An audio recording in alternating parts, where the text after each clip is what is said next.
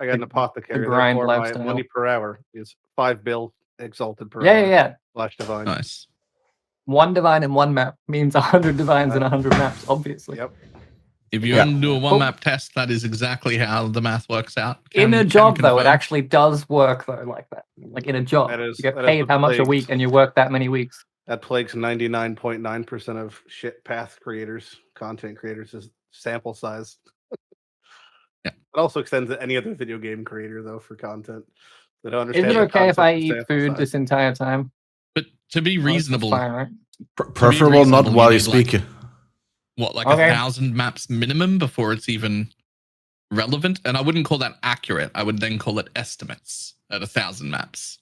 It is a viable number to add to our pile. You know, I only ran 100 maps when I proved that Only, rarity was better than quant, and then it wasn't, and now it is. So fucking you're welcome. And then it wasn't. Yeah, when we were checking on League Launch, we were checking all the boss drop numbers. We have like various chats that we were aggregating the numbers on, and it was like people were just sending in like chunks of 200 Mavens, 200 whatever. I was like, oh look, we're getting numbers, actual sample size. Crazy. I wish I didn't know the numbers. Would have been better. I went Uber bossing for 1 day, and then was like, I can't speak give to up. how profitable it is in trade. So I can only tell you the rates as far as how they're relevant in SSF. I have no idea. I don't pretend to understand traded these days. Does the quant matter to unique drops? No. Oh, good, because I'm attested anyway. No, the boss drops are predetermined slices of a pie. Oh shit! Wow, I gotta Predetermined? 2,000 Polaric invitations. You mean I don't even have to kill it in order to find out? I have a question, Kat. Why is your webcam blurry in Discord but not on stream? Wait, is it blurry on Different cams. Discord?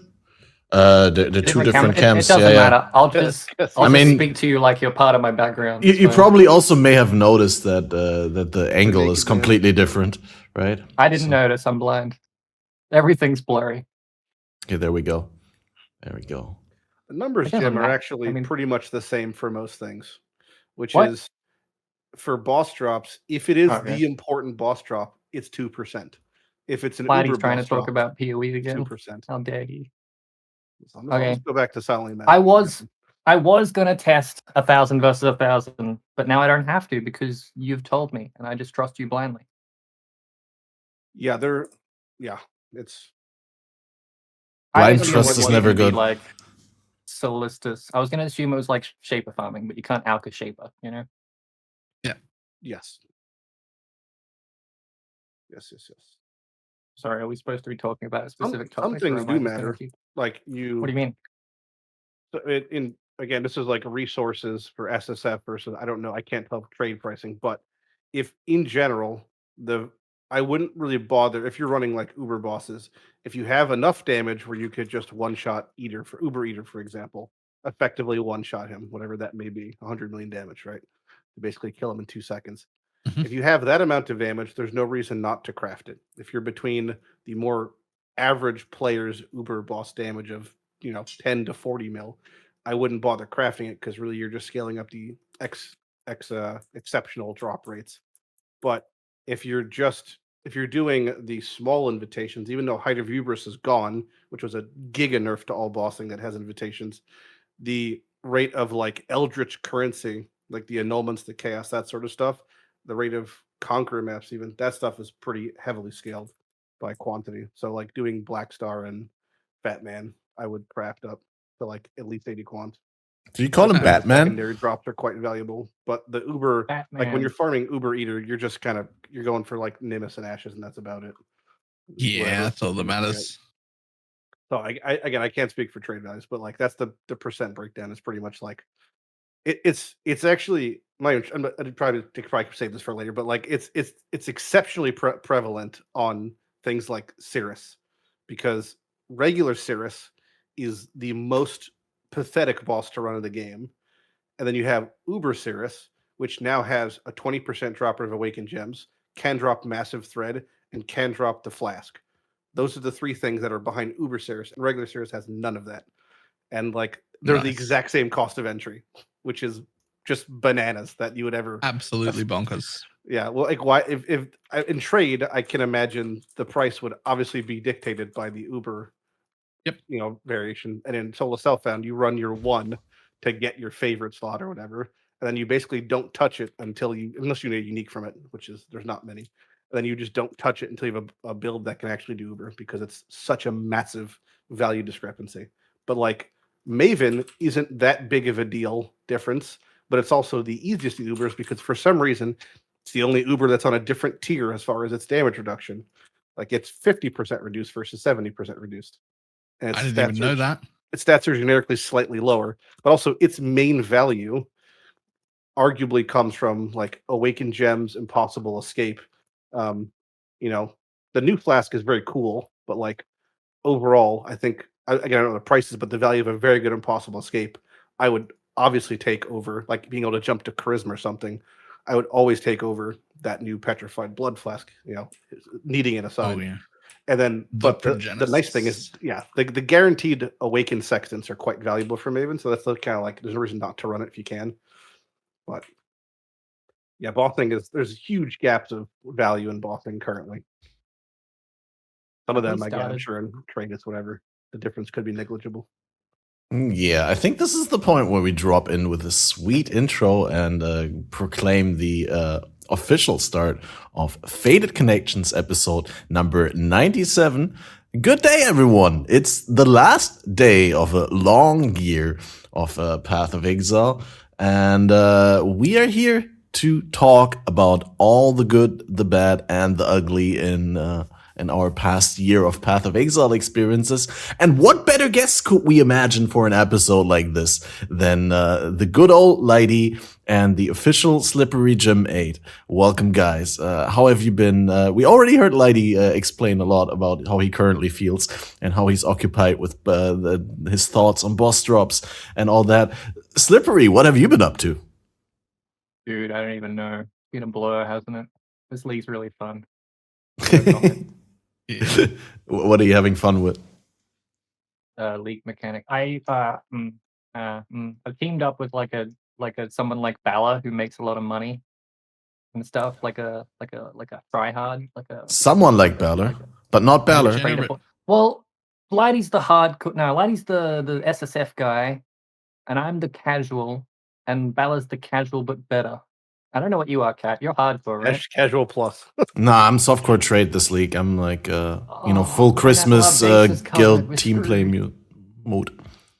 Anyway, every step I take, I'm trying to do memes and have fun, and every other step, someone else in my group is like trying to make me be efficient, make money, and be good at the game. So it's a constant struggle. But we're getting there. Well, that's good. I gave up trying to make you efficient a while back. You never tried.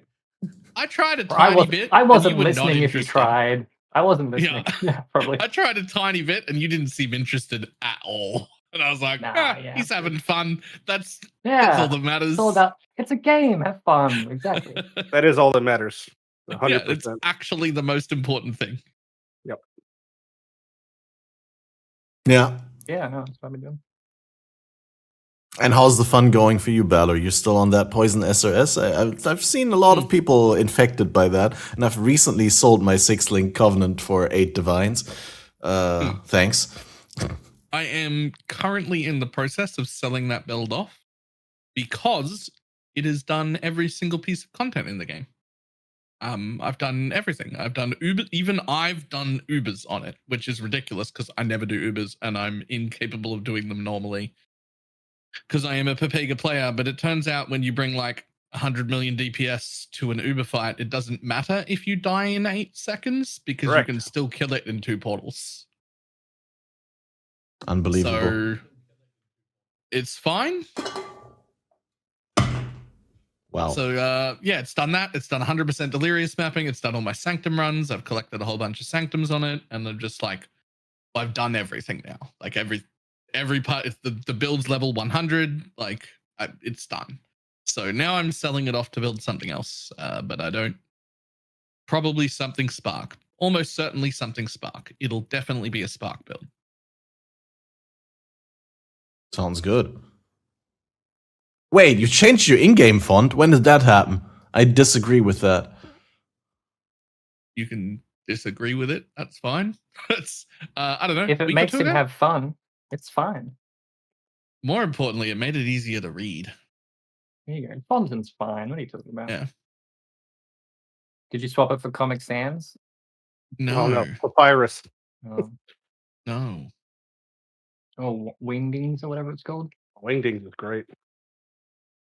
I wanted to make it easier to read, not harder. I heard if you're on the spectrum, you can actually read Wingdings. Dude, I probably could. Dude, super small sidetrack here. But once I got kicked out from a workplace because I asked for the money that I had been ramping up. So I was working like not 100% in official capacity, not getting paid officially, but just getting cash on hand in a restaurant. And so I was working the full weekend and then always getting paid Sunday evening. So I worked an entire weekend, and then Sunday evening came along, and the restaurant owner wasn't there. And then I asked the head waitress, and she told me to just call the manager. And I called the manager, and the manager was like making a big fuss about it. It was like, yeah, well, you can either have your money, but then I don't want to see you anymore, or you can shut up now, or something like that. Like, like just wait until I give it to you, basically. And I was like, wait, I worked the entire weekend. I'd like to have my money, please. So goodbye. Have fun finding a new waiter. And and I was so upset about that. And even the head waitress was so upset about it. I just went to their laptop before I left and put the system font to Wingdings. And they called me like 3 times afterwards to help them fix it. And I did. I was wondering what this story has to do with Wingdings. I'm like, Yeah, is he yeah, getting so was I. Wingdings I was like, confused where's with the chicken tie in wings? here? Where's the tie? I was such an asshole, dude. Like, they probably had That to seems throw the like- laptop away or get some professional to fix it for like $200. or That something. seems nearly illegal. Isn't that like professional sabotage? It's like decades ago, so Espionage. I'm in the safe here. I think. Fine. I only committed murder 20 years ago, so statute of limitations is over for that. I mean, I'm setting good now. a laptop Is there an actual system statue? language. Yeah, it's a statue. It's like Okay. it's like this big, and if you go beyond it, that's limitations. Is that like the Indian in the cupboard, like that old movie? A little I dude. don't know what you're saying. I can't ever agree to anything that you say because you could just be setting me up for being racist. That's a film. Yes, it's like called the Indian in the cupboard. I Never had heard I of had it on VHS, and it came with a little Native American in the VHS box, and you get to collect your own, That's which probably not a good thing. probably doesn't scale to by today's standards. But it was just Collect yeah, them all. it's a real movie. Hmm. I'm sure someone in America knows what I'm talking about. Well, and then we have Lighty. Like, how have you been? I'm good. you just you're not having fun with the leak mechanic, I heard, but you're focusing on the greener pastures. No. I'm in solo self phone, so it's a different scape than trade. I understand. There's a couple things I very much dislike about the leak mechanic, but I acknowledge the fact that like it shits out currency. That's all it really gives you. So that only does so much in solo self found. It's like one of the rare mechanics that has ever only given really one direction of thing. As far as it's like secondary reward type, which is like a new thing. The relics, the sanctified relics. I've done 25 sanctum clears now. I've not gotten like a single usable one, basically. Which it admittedly could be on the unlucky end of things, but that's just the experience I've had. The base game itself, Path, like right now, I think is the best it's been for a very, very long time. Like the general mapping experience, general loot, rare mobs, it all feels, for the most part, extremely good to me.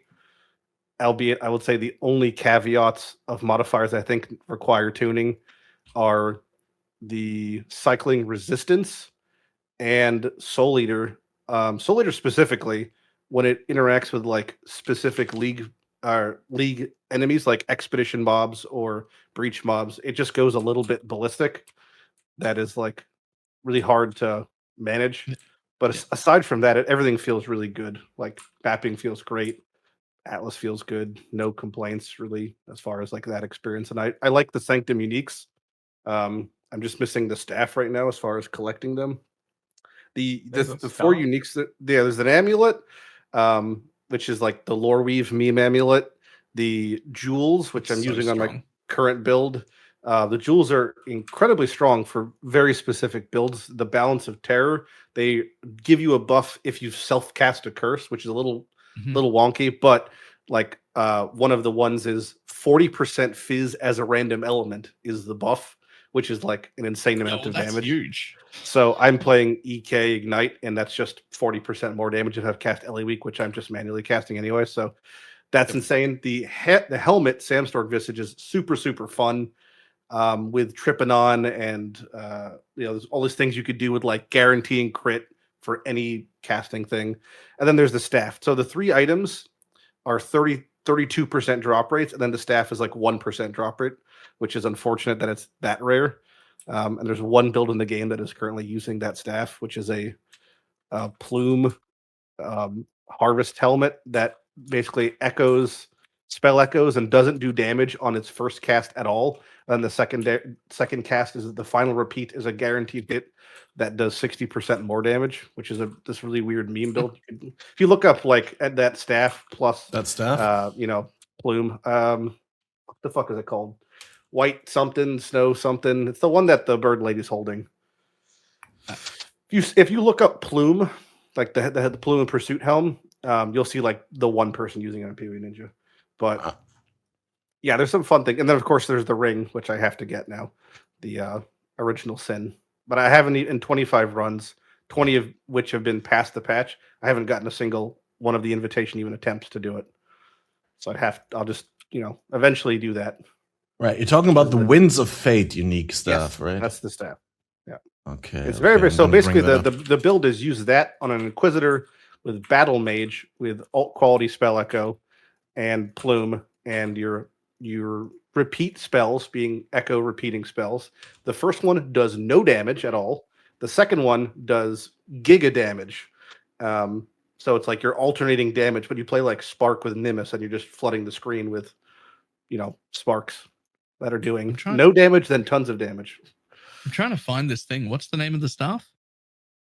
The Winds of Fate, Foul Staff. Yep. Non-critical strikes. There's definitely at least one Inquisitor like perfectly has the build done on Raid. It's a really, really interesting build. I don't know if it's relatively good for its amount of investment. That's questionable, but like it is an extremely path build. It is like super unique. It does the exact same thing builds do right now, but just a different way. Non-crit steal, no damage. Okay, but that's isn't that super inconsistent when your max crit is 50%? What do you mean? No, it's 100%. What? Because plume. The last repeat's always critting. Oh, okay. Well, that overrides the maximum crit chance cap that the staff gives. Yeah. Okay, that's ridiculous. Yep. Plume. And the alt quality of the echo does the is another new unique from this league or what? That the original Sin's the last one. There's 5 uniques from Sanctum, and then there's 3 base game uniques, and then there's all the. No, what I'm talking about is like what is the plume thing that you interact with? Oh, that's from a Harvest. That drops off of Jannar the Omen. That's the bird ball. That's an old one. Yep. It was an unusable unique basically until now. Okay, crazy. Yeah, that's always fun when like old uniques get like brought up and kind of become relevant in the context of new editions. I mean, alt quality gems honestly was one of the biggest things that bumped up that, like, I mean, there was times where people using Veil of the Night during alt quality gem transcendence build, Dream Feather builds. If that's getting used, fucking anything's possible. That's basically that's like the floodgates are open. That's crazy. Right. Yeah, that makes sense. Always you'll crit on final repeat, and then Yep. Wow, what an interaction. There's a lot of cool interactions with honestly all of the Sanctum uniques are top tier as far as being like very unique. They are the embodiment of a good unique design. Not like just like this is best in slot, yada yada, whatever. Good. Yeah. Should always be interesting interactions. All right, but we've gathered here today. Oh yeah, sure, Jim. What do you want to bring up? Well, I'm just saying, like Kalandra, the only good thing from that was that ring, and no one ever saw it because it was rare. At least now it's actually quite common. Good shit that isn't incredibly rare. Yeah. Yep. Fun, enjoyment, playtime, game. were Kalandra you gonna only say? really enabled 2 builds, I would say. Was like Doriani's went a bit crazy, and then reverse cursing was pumped up because of Kalandra. Yep. But that was basically it. It was kind of like, meh. Baylor said it didn't exist, the league. We have to forget about it. Never heard about it. We're Don't even getting know what you're talking about. we're getting Mandela The effect. item, the mirror that no one can get. They made a ring version of it that you also can't get. Who? Who? Last? I don't know. Wind Dancer. Right, 9th Skin of the Lords today. Well, someone in chat earlier was trying to gaslight me into No, they weren't. no. Someone said there was They only weren't. 3 leagues this year. I think Balor's people was Well, that. Chip But said Balor has manipulated his followership into thinking that there was only 3 leagues.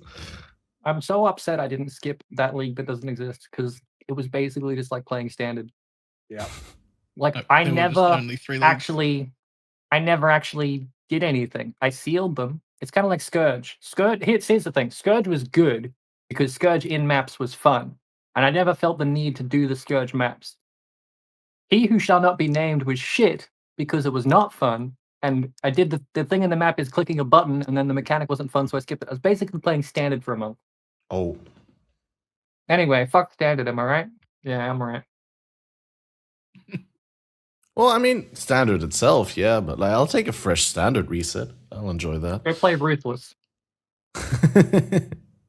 I have, and I will again. Yeah, well, there you go. So it's a wipe, like standard, but better. Well, let's start with this. Let's try it this way. So on the 4th of February, we were hit with the Siege of the Atlas expansion alongside the infamous Archnemesis League. And going into that, what do you want to talk about first? The new endgame pinnacle content, the Void Stones, which at that point were completely new, the Eldritch crafting, or the Archnemesis Challenge League itself? Because at the time, no one was suspecting that the Archnemesis League was setting things up, preparing things to revamp the rare monster system, right? We were all thinking we're getting like Metamorph 2.0, basically. Nah, it seemed pretty obvious that it was going to be a new rare mods. I just didn't think they'd give us the rewards with it. I thought they'd pull the rug out, take the rewards away, and then put the Archnemesis. That's kind of what I thought was going to happen. But they gave us the rewards as well. And then they like took a 6-month break to really, really appreciate the intense negative feedback they were getting. And then they made it better. The scope. Well, I mean, in the original Archnemesis implementation, we had like all the choice, right? Like we could put the mods where we wanted them. We could even like select the monster that they were on because there were so many different like Archnem monsters in the map. And you could like decide, oh wait, I want to do the Rippy mob first here with this, and when I have ramped it all up, then I want to do this zombie that I can easily stay on distance, right? Yep. And then that was all taken away from us, and we had to actually deal with whatever the game threw at us afterwards. Did you enjoy Archnemesis, Catmaster?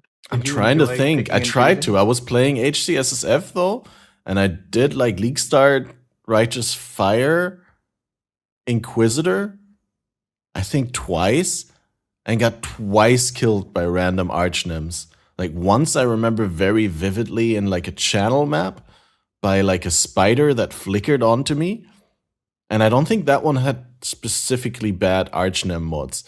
But then like a moment later, I remember like on the next character, that was like, I had a really big outrage video about that because I died to the monster with the Archnemesis mod that made everyone around them, every enemy take 50% increased damage.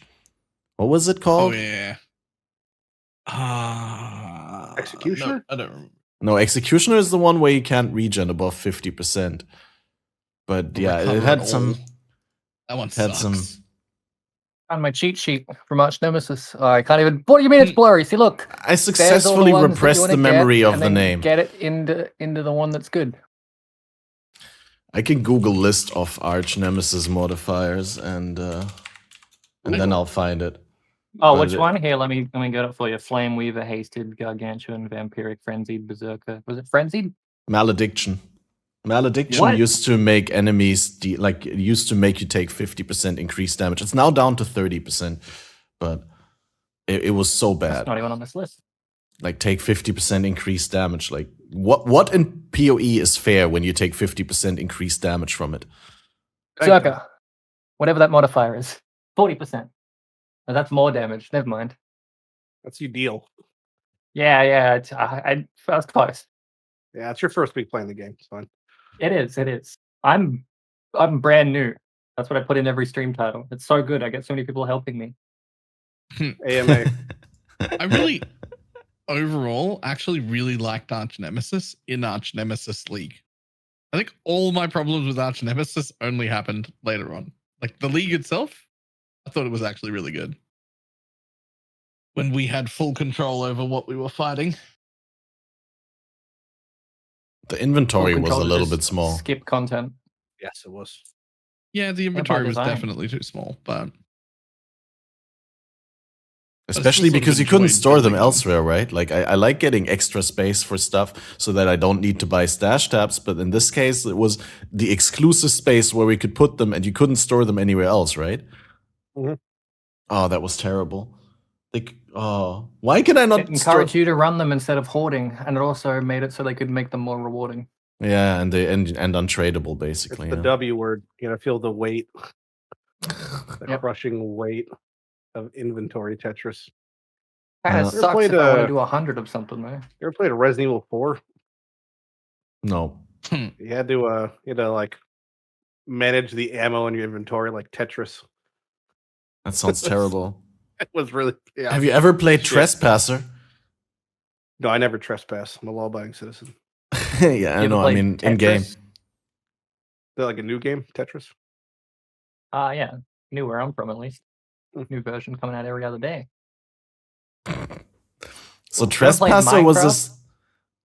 Trespasser was this game on the Jurassic Park license where you were someone like crashing on a plane on the Jurassic Park island, right? And the game prided itself, is that even a word? The game took pride in its like unique interaction system where you had to, with your mouse, like control your arm, like your hand on the display, and you had exactly 2 inventory slots. One was your active hand, right, where you could hold a gun, and then you could have something in your other hand, and that was it. You could like basically hold 2 guns. You couldn't reload them because there was no ammo in the game. All you did was pick up guns which had like a number of bullets left in their magazines, and it was so bad. Trespass. Sounds awesome. In concept, it was good, but the game was just released completely underdeveloped. You mean like a modern game? Yeah, talking about Path of Exile. Yeah, exactly. Except back in the day, they didn't have live service, right? They just released it as a box, and you bought it, and it had a beautiful, nice box with a like 3D print of a Velociraptor face. Isn't it But- like leagues are undeveloped because we're pumping them out every 3 months, but like the expansions are supposed to be the good stuff, and it's supposed There to not are be no shit? more leagues, sir. I mean, like There's the just big boy. expansions. Yeah, sure. The renaming, whatever. If you're pumping out content every 3 months, I expect it to be broken the first week and patched a week later, after the beta test goes out from the 100,000 people that play. I would. But I mean, would like say the the yearly argument that most people expansions. have, I think, is if you gave them 4 months, they would just make a bigger league that is equally as shit implemented and still Absolutely. have the same 1 week. They don't They learn. need the beta phase. They need the beta testing phase that is pushed to live that we experience. They have total free reign until Path 2. They can do whatever they want. What? actually, though, Path 2 like isn't going to completely fix free. anything. What are you talking about? I'm just saying that's when the check gets cashed. Like when Path 2 happens. It's not They're going to actually that is pretty much anything. free. Luckily, this is like my favorite league in a while, but they could screw up every league like they did last league from now until PoE 2. There's some clip I have from a year ago when probably a year and a half ago, and that was the last time I actually got PoE 2 information. And I was like, they could do whatever, they could fuck everything up for the next 3 years until Path 2, and then that is the definitive moment where it's like, okay. But if everything, no more dude, if like everything's even fucked up, then you're just gonna have a fucked up game with a new campaign. It's not gonna be fun. What do you mean? If that's what happens, that's what happens. I can't have imagine. friends So who you're stopped saying playing the game. PoE 2 is the camel's back or the straw or whatever. Like, you're fine with everything, but PoE 2 is the matchstick, and if that's fucked. I'm just saying that is the final straw. Yeah, exactly. Okay, so if not so PoE2 much for me. If Path dies and it goes LAN, I'll just play it forever. You know, if the source code gets leaked, I'm just saying it's going to be like that. Could be a definitive point. This is all Lighty's speculation. moving to China. Moving to China. Bing chilling. Bing chilling. Yeah, fucking. I was gonna say that, like, even people who I talk to, like, who stopped playing the game years ago, are going to wait. Am I muted? No. Even people who stopped playing the game years ago will come back for PoE 2. But at this point, like, what kind of certification or like what kind of like praise is that if you say that? Because like even Blizzard has people coming back for Diablo 4. Well, every single WoW expansion, every single WoW update, people come back for that. A lot of people. Then they just end up raid logging. You know? A lot of people have come back for Ruthless, like people I haven't seen in 5 years. Sure. That were in the PoE and the slow times, and now there's here's a slow time category, and they're fucking loving it. I just think the peaks don't seem to really be getting any larger, but the valleys and the time between seem to be increasing, which makes sense. It's a game. We're all getting old, and this ain't a Zoomer game. Yeah, that too. People are dying. Like the player base is physically and literally dying, and we're not getting new ones. Yes, I mean the Zoomers are playing Fortnite. Like I think if Path never had talking about looking a year back, if basically Path from my perspective didn't release any new content and just worked on updating existing content and quality of life things, removing unnecessary steps that basically can't be scaled by luck or skill, which is like my definitive factor for quality of life. Like if there's a process in game we are forced to interact with that we can't improve upon via luck or skill, it probably should be somehow trimmed. If they just did that for perpetuity, I would be more than happy. Like I think there's so much in the game and there's so much to be done. And even like just minor numerical balance changes on abilities basically breathe new life into them. I mean, if they just, for example, like Spectral Helix had 300% damage effectiveness and it was used everywhere, and then they tanked that and now it's not used anywhere. That same principle could have been applied to really any skill to a degree. I'd say I'd agree if it wasn't minor. It was like with a baseball bat and Chris just had like 10 different pinatas he could hit, and fucking this cleave now gets 4 times as much damage. I mean, they could have built in Behead into Cleave, and that wouldn't have made a fucking difference as far as the game's concerned, and people would have really enjoyed that. Like things like that. I'm saying you could do, and that's not like new content per se. You're just kind of revamping. It's been a while since we've had some like drastic skill gem changes. I would say we get them every league. They're just not positive. Like they're just that's what I mean. Negative. I mean, what's the downside with making them positive? Lightning Strike lost 5 projectiles, damage across the board, damage from elusive, and it lost strike range. That's a drastic change. It's just not a positive one. They could, if they did the inverse, I think that'd be very exciting. Not that like, Glacial Hammer. If they gave us more damage, wouldn't it ease up like servers? Because if we have no damage and we scale all this ignite and these hits, then we're doing more server ticks and we're costing them more money. If they gave us more damage and we just killed shit quicker, then less server costs, Chris. What are you doing, mate? If everyone could heavy strike, then we could just one hit Unga Bunga. It wouldn't be a problem. Well, obviously they're tanking with the server costs for the vision. If we were stronger people, if we got melee buffs, they'd make so much more money if everyone played melee, is what I'm saying. And a funny thing, I've heard in the past this year, people that I've talked to at least, and this is like a echo chamber of whatever microcosm of people I've just talked to, but like I said, the servers have been feeling better on average, especially on launch. To which I reply, that makes perfect sense. The player count is so much less on average as leagues go on. Like the retention itself. That's not Yeah. true. Yes. Yeah. Yeah. I mean, as far as like month 2 and 3. Yeah, the first drop month off is is harder. insane. But like The you drop were off is talking about massive. League Start. You were talking about servers on League Start are better. Yeah, League Start feels better, but also just like as they progress, I mean, in general, they've been feeling better overall. Some people, like people who are, I've got friends who are on Sao Paulo, Brazil servers, and that used to have just like shit times for all 3 months. Now it's like, hey man, it's feeling pretty good after the first month. That's not, because even the league launches are going super smooth recently as well. Yeah. And they're just getting better overall. I don't think it's got anything to do with like people dropping off or anything. That's like a super negative spin on a really positive thing. All performance stuff has been way better. You want something negative? They shut down access to the New Zealand server. Yeah, I'm pretty What does upset that about mean? that. What does that mean, though? There used to It be means a specifically for second New Zealand server that you could do if you ever had like routing issues. You could test like your ping and whatnot, and you could only access it by typing the name into the server browser. It wasn't there naturally, but now if you type it in, you can't even get in. I don't think we feel were like- ever meant to. Yeah, probably not. But it was fun, and if you played on it, your guild broke. Like you couldn't access guild chat most of the time. Yeah, it was really. I was not aware of maybe that. that's the reason why. Oh, it was fun though. It sounds like it was Anyway, not They intended. keep patching out my fun. What the hell? I got to harass devs in their local environment. Did they ever add ultra wide whatever back in? No, No, it's I think so. limited to a certain aspect ratio. No. That like does that fuck with people who you have wide monitors? It lets them not use the entire width of the monitor. They have black bars on the side now.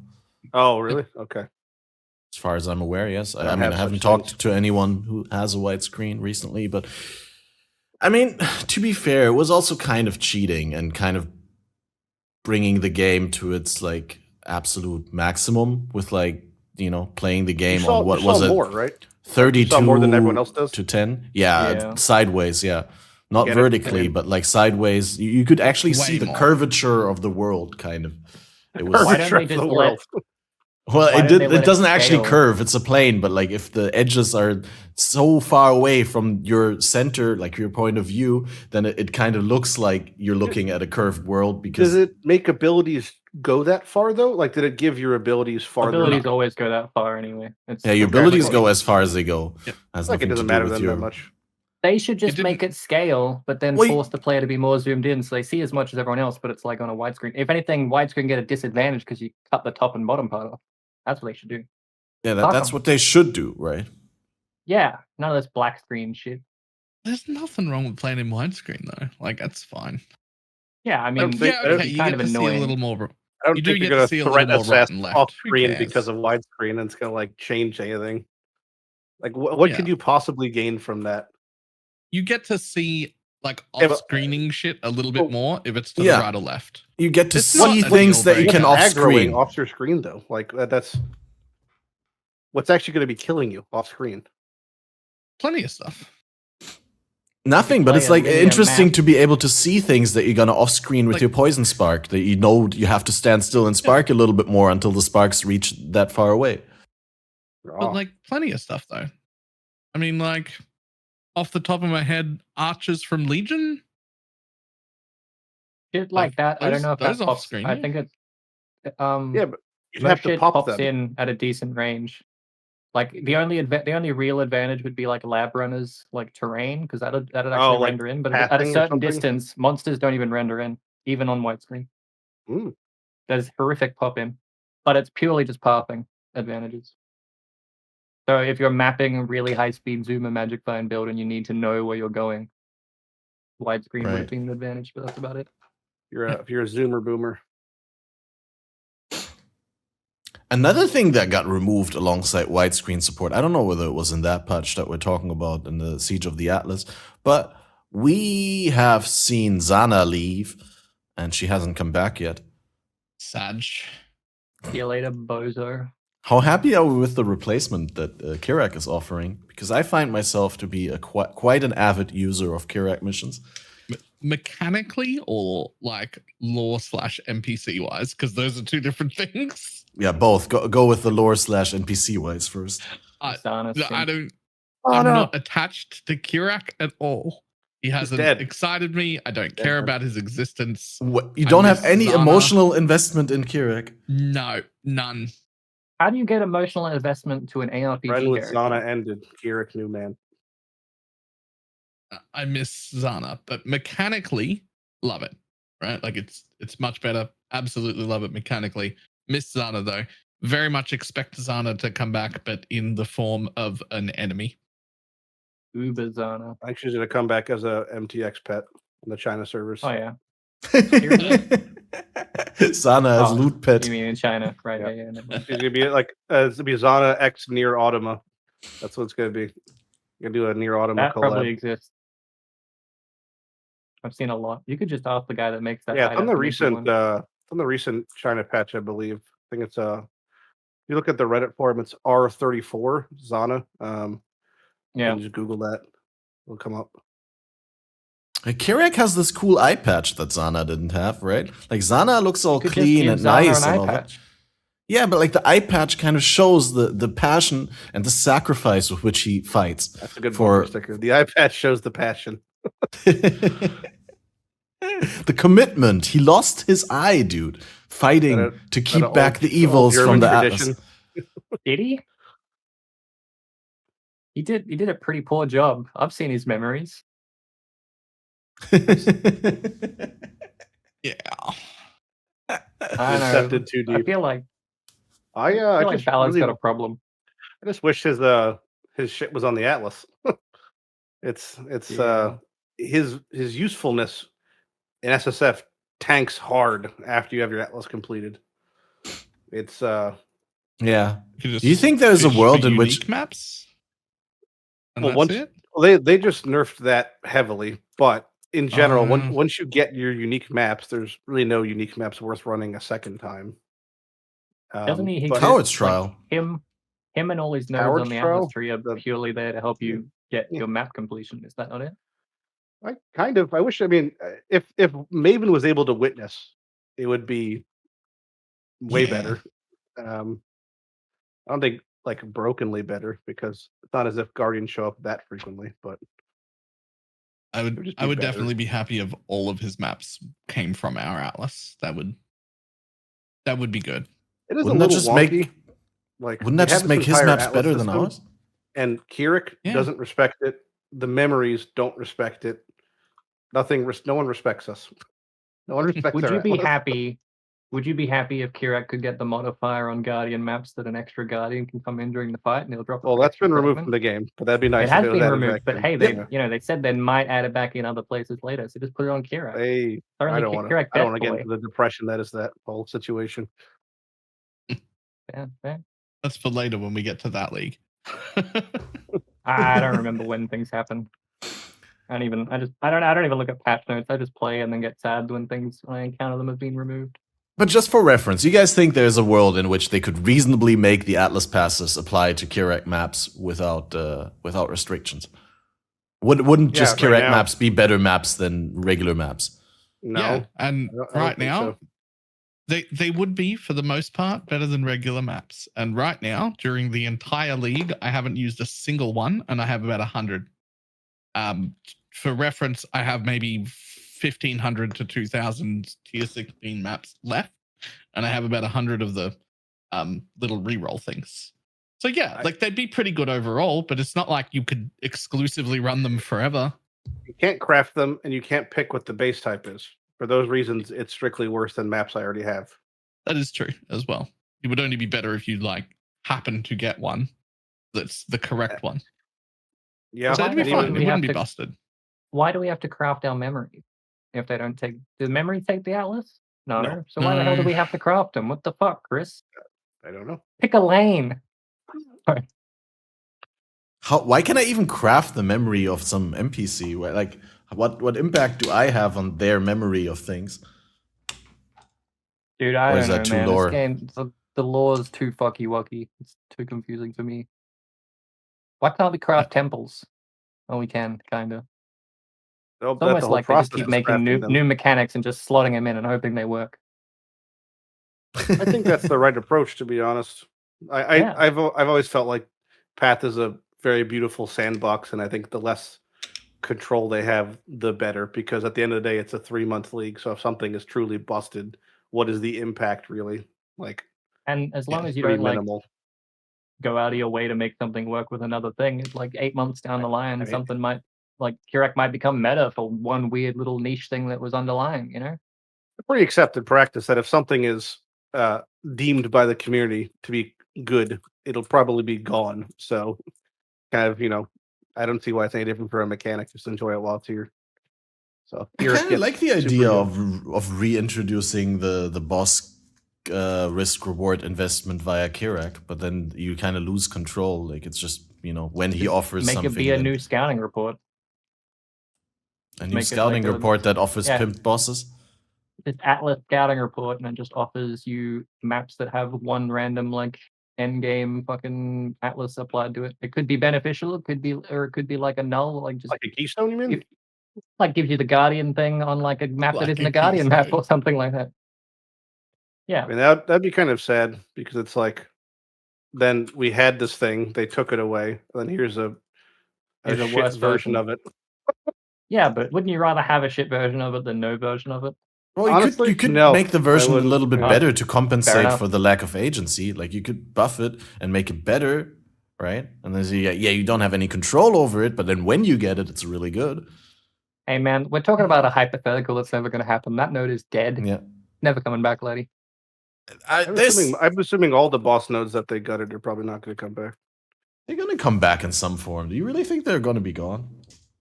Probably. Nah, yeah. they'll come back in like a year. I think they'll just pivot. With Zana. I don't think they'll come back in their same form at all. No, I I guess mean it's like obviously, a otherwise they would never moved it. But like, there'll be some sort of like way to make the It will bosses come back harder. in some capacity.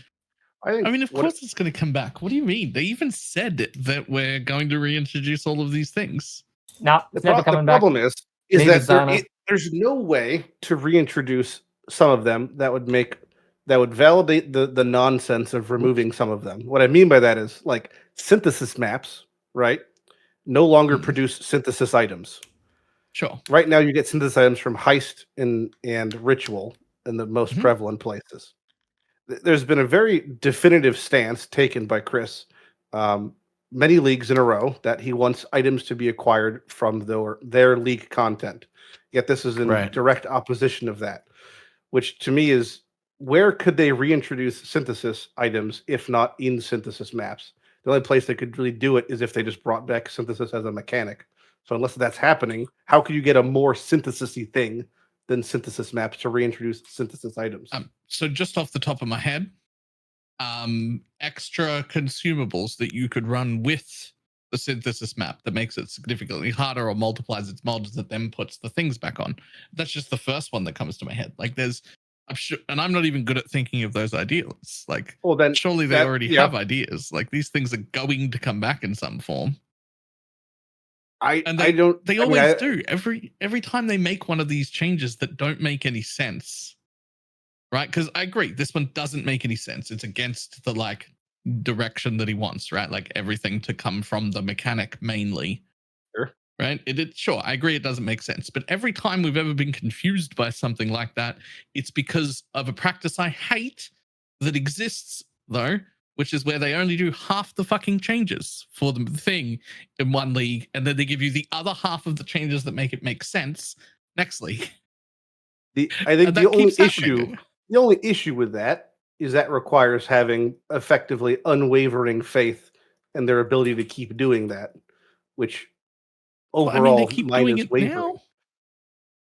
They do it It's until easy they to don't. nerf something, but There's it's hard to been times where they've removed things and just not reintroduced them. I mean, it's easy to it nerf could something, but it's happen. hard to buff something where it's balanced, because if they overbuff something and then have to roll it back, the amount of negative they'll get for that, you know? That would be saying that. So it's like, the we need to kill generic this. rate of acquisition of synthesis items was busted, but that's not even remotely the case. Like, there's like 1,000 symptom plus it's a 999 of them. I don't mean for synthesis, I just mean generically for like Balor's complaint of them doing things in 2 goes instead of 1 go. Well, to be clear, that's like half a complaint, but also half like I don't know why you'd be so upset about it, because like we know that they have a habit of fixing it, right? They have a habit of doing half of the changes and then it looks stupid, and then they do the back half of the changes the next league, and everything looks great again.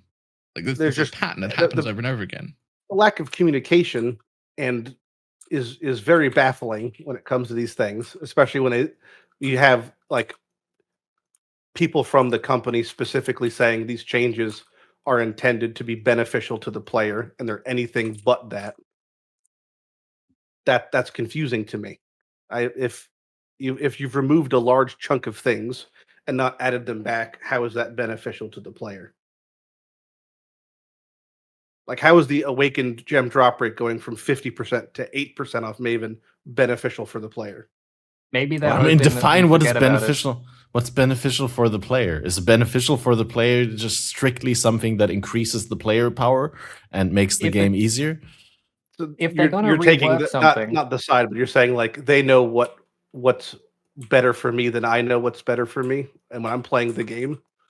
if they're No, gonna I'm take just 6 saying months like to rework something, why don't they just not remove what they're reworking until they've got a fix? Is what Lighty's saying. So- Like if you're gonna take something out, put the thing in that you're replacing it with immediately instead of taking it out, putting it on a board and going, "We'll work on Oh, in this." and then general, that'd be 6 much months of player preferable. hell.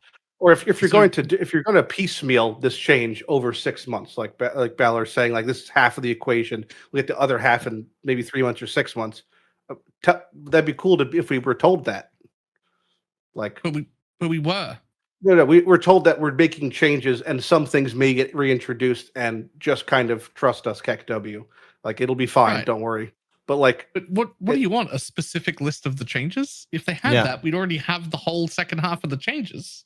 it could be He something wants just like loose details. Like we're planning on reintroducing Awakened Gems. But if you, But that's if you literally give what they loose said. details and they're going to change, then it'll be the same riot. Like, we'll do a better trade if we can think of one. We put Yeah, it in but auction house, bad idea. But to then say, people are like, like, better that trade. You partial said you were thinking information about it. is like not a possibility, or them divulging information that isn't completely complete isn't going to happen. But that's the They've entire given you basis the of partial their Q&A information. The system. partial information is, hey, we're going to do something with this. We haven't Something. forgotten about it. That is something. Because if they gave you anything else, you'd be like, well, why isn't it what you said it would have been?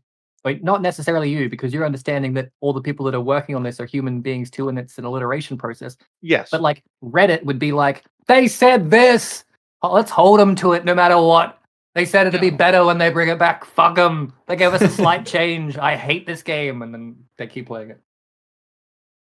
That's exactly it. Like they can't be more specific than that until they have the plan actually set.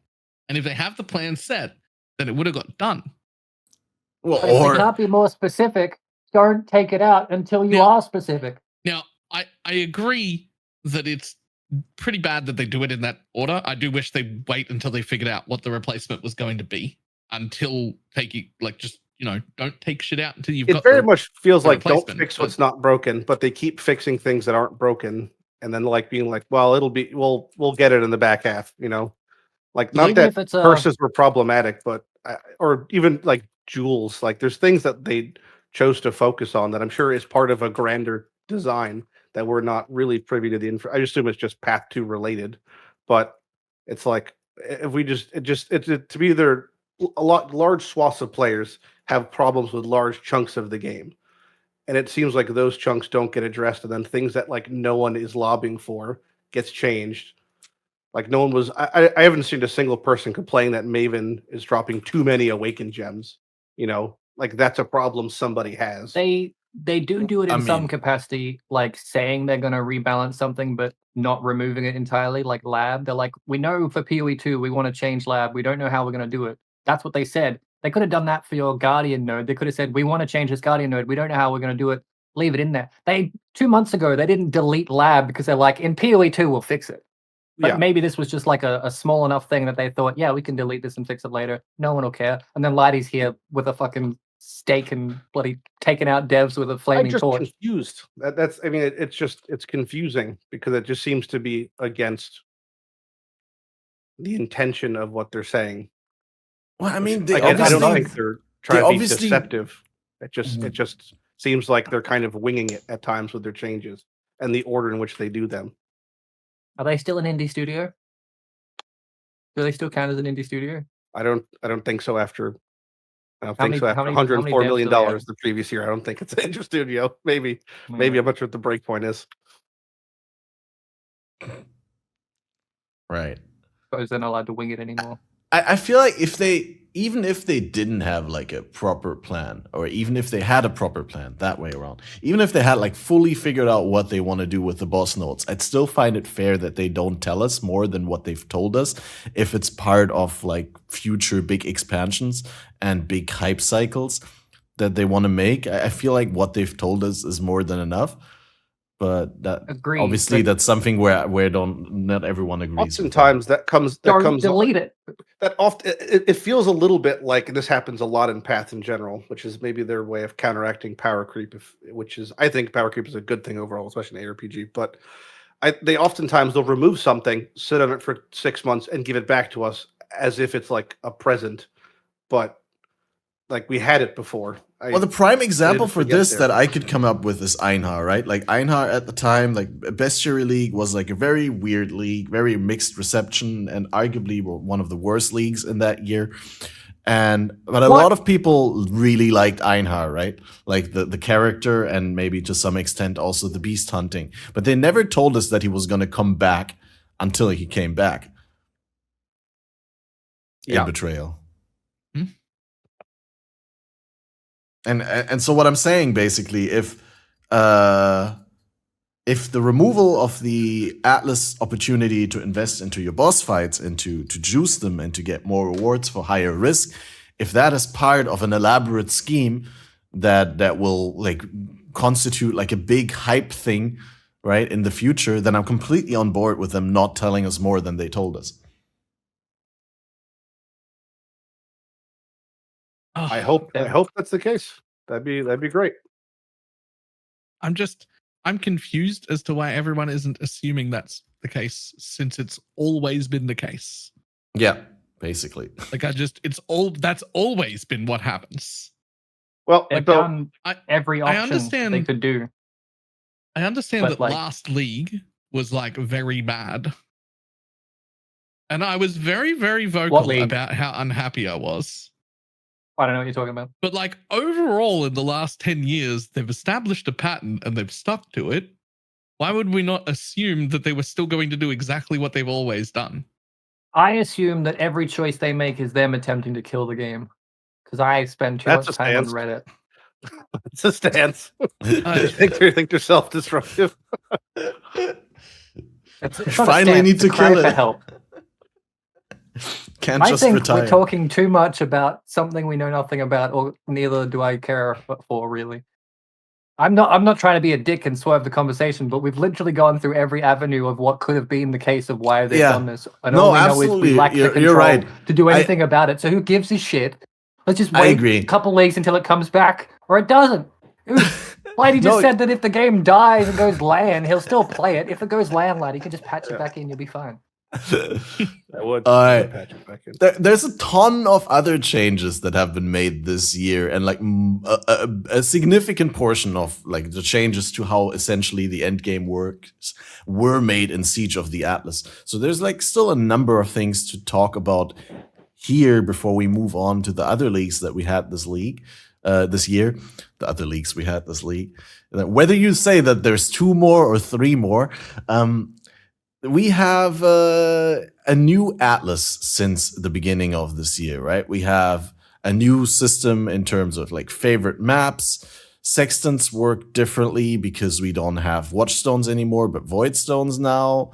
We have the new bosses. Is there anything that stands out to you, like as especially well done after this whole year of playing with this new system? Is there anything where you're like, oh, I like the old system better? That's something I miss from the old system? Or are you generally happy with how things are in the end game right now? Maybe we hear better from- now than it was previously. You think? Yes, I think the there's Atlas nothing passage in the is previous system. Yeah, it's probably the best thing that's ever happened to the game, like for mapping. Can I Ultimately, derail? What do you mean fucking Bestiary was a shit league, Cat? I'll fight you. I just think the general verdict on that league wasn't very good. As I don't want the evidenced. general verdict. I want your verdict. I had fun. Okay, had we're good fun. then. Don't worry about it. I I had was fun, but prepared like to throw down. I thought the net system was finicky and like not very well implemented with how it like there was no extra inventory slots or like a specific slot for the net that you'd have to just have them loosely in your inventory, and it was a little bit of a pain to micromanage. I thought the addition of necromancy nets undermined the entire idea of capturing beasts in the first place and was caving into player feedback. And I also think that the buff to the drops from the beasts was a little bit ridiculous when, you know, when red beasts drop more rare items than you could see on one screen because they were like piled up in this like big pillar of loot labels. You mean like rare monsters right now? Or I you don't just got know. really strict. You got a A more little strict rule these days? bit more I than don't see a little any bit more rares, than. Yeah, same. Yeah, I use a Balor type filter now. You just close your Nice. eyes when you play. Did you say nice? I was expecting Balor to say no, he isn't. I mean, he's not, I've- but you know, stricter the better. I derailed. I'm sorry. I forgot what we were Bestiary talking is about. cool though. I think Bestiary falls the path the path of many path leagues, which is like high concept, kind of poor execution for like how it worked. Whether it's like I player just really feedback, liked Bestiary whatever, I don't League, know. and then I hated when how they implemented it. Those That's all. paths foyer into armor sets. Really, what it initially was. First time they've implemented Diablo-like armor sets. Diablo like armor sets. That was what the beast sets were. MTX? Yeah, the beast Oh, right, I stuff. get you. Yeah. It was like So it's like Talking armor about sets in Diablo. Good dead build, Sag. So Wait, do you mean the so new MTX from the endgame. challenge, from the league challenges? What? Beast hat, crab armor, crab body, four The big beast beast sets. bestiary, unique Thematic items, Yeah, thematic armor chest sets hat, gloves, boots, that aspect gain of the benefit cat, from each other. Farrell's fur. He's so confused. How is he still confused? I've said so many keywords. I don't know. You listed almost everything. Yeah. You know, you go to the beast area, you Like, open you know a how- portal, you do the boss fight, loot drops on the floor. You get one You know of how the there's four armor count- Count's sets. boots and I Count's just body? don't understand where how does Diablo come into that? But what do you mean? It's Path Item based on sets. Diablo. Diablo has sets. The Bestiary items are sets. Like, there's no sets in right. PoE Sets in like the sense green of, label like, items. Yeah, yeah. I This get is the it. closest thing we've gotten to sets in Path. Right. Right. You could argue that Shaper Amulet or Elder or something, whichever the ones that's like the more Elder items you have, that's kind of like a set, isn't it? Oh, speaking of that poor item, anyone who's playing Journey Shroud gets fucked this league because they can't. It doesn't work. Sanctified relics count as a piece of gear, by the way. I'm not sure Really? how You they messed shouldn't, that because up. you can't put Uh-huh. incubators on them. Yeah. No. Wait, it gets worse though, because that's a very specific thing.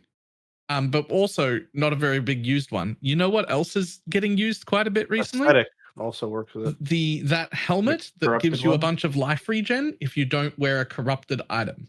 The Vol's However, helmet. if you use an invocation to add a keystone to your relic, it becomes corrupted and it breaks your entire rage generation. Oh, The Wow. helmet doesn't Sentinel. give any. The helmet doesn't give any regen because you got a corrupted relic on. Yeah, I'm not sure how that got past. I assume they would have been like coded like trinkets, which were just they don't like. Yeah, whatever. That's what I would have assumed. But oh well. All 6 Anyway. people playing Attorney Shroud. New endgame. Back to New that is endgame. definitely like way better, by the way. A whole new atlas, new endgame, control over my content. Being able to block things and pick the stuff I want and just do the kind of mapping that I enjoy. Favorite stuff, instant Fantastic. sustain, Player sections agency. everywhere. Yeah. Void Being able to stones. just the only thing I don't like is that I'm stuck with one account-wide atlas. So if I want to make different characters at the same time and have them do different strategies, I can't. So I Yeah. just like that a little bit, but otherwise, all good. Especially with certain Atlas strats, you don't really want like super juiced wild metamorphs in your map when you're leveled 62 and just getting into white maps. Yeah. Yeah. How about But the other favorite than map that- system? I mean, it lets me over sustain whatever map I want, so I'm happy with it. Took a little getting used to, but yeah, it's better. A couple things that are a little bit irksome about it. Really, the main thing is that singular focus fucks with some like progression maps. So like you synth maps just won't really Guardian, drop. Synth. Guardian and Elder Guardian and Conks will drop at a lesser rate on the specific thing, but surprisingly a significantly lesser rate. I don't have Yeah, it's- actual data, but it I feels have like a tenth of the estimates. amount almost. Like it's pretty brutal. My estimate is about 25% from doing like Yeah. hundreds and hundreds of maps with But, it in. You won't Shaper Guardians won't drop, synth maps won't Yep. drop. So that's a little bit. You really should, not that you shouldn't, but I imagine you wouldn't be at the point where you're still progressing your atlas when you're putting on singular focus anyway. So kind of a Yeah. moot point. It is great. I mean, I think really just it harkens back to the day of Gorge. Like remember Gorge map rotos and all that stuff. Like just being able to pick your map and do the thing you want is what a lot of people would like to do. And now that you could do that makes happy. So if you just want to run nothing but strands all day long, as I'm doing right now, eat your heart out. I would like to run Gorge map all day long. Now that you've mentioned it. Yeah, I think Gorge might have a little bit of rose tinted glasses for a lot of us. I don't know if it'll. I think. Yeah, it's basically just canyon. What do you mean? Gorge is like 10 feet wide. That was the thing that was so insane. But Yep. I just think it might. Its pack size might be a little bit too low by today's standards. I think it might be not as Have good. you been in a Might be battle Strand. chambers? It's going to be pretty empty. skinny. I think it might be less good. I too miss Gorge. I don't imagine know, it Spark shit when on it Gorge came would be out. amazing. Never played it. It's a straight line that has 1,200 mobs. And then a goat. It's like a crater, but instead of being in an 8, it's a straight line. That sounds pretty Mhm. good. Yep. You put on your Val Molten Shell and you whirling blaze around. But at that point, are you even playing the game?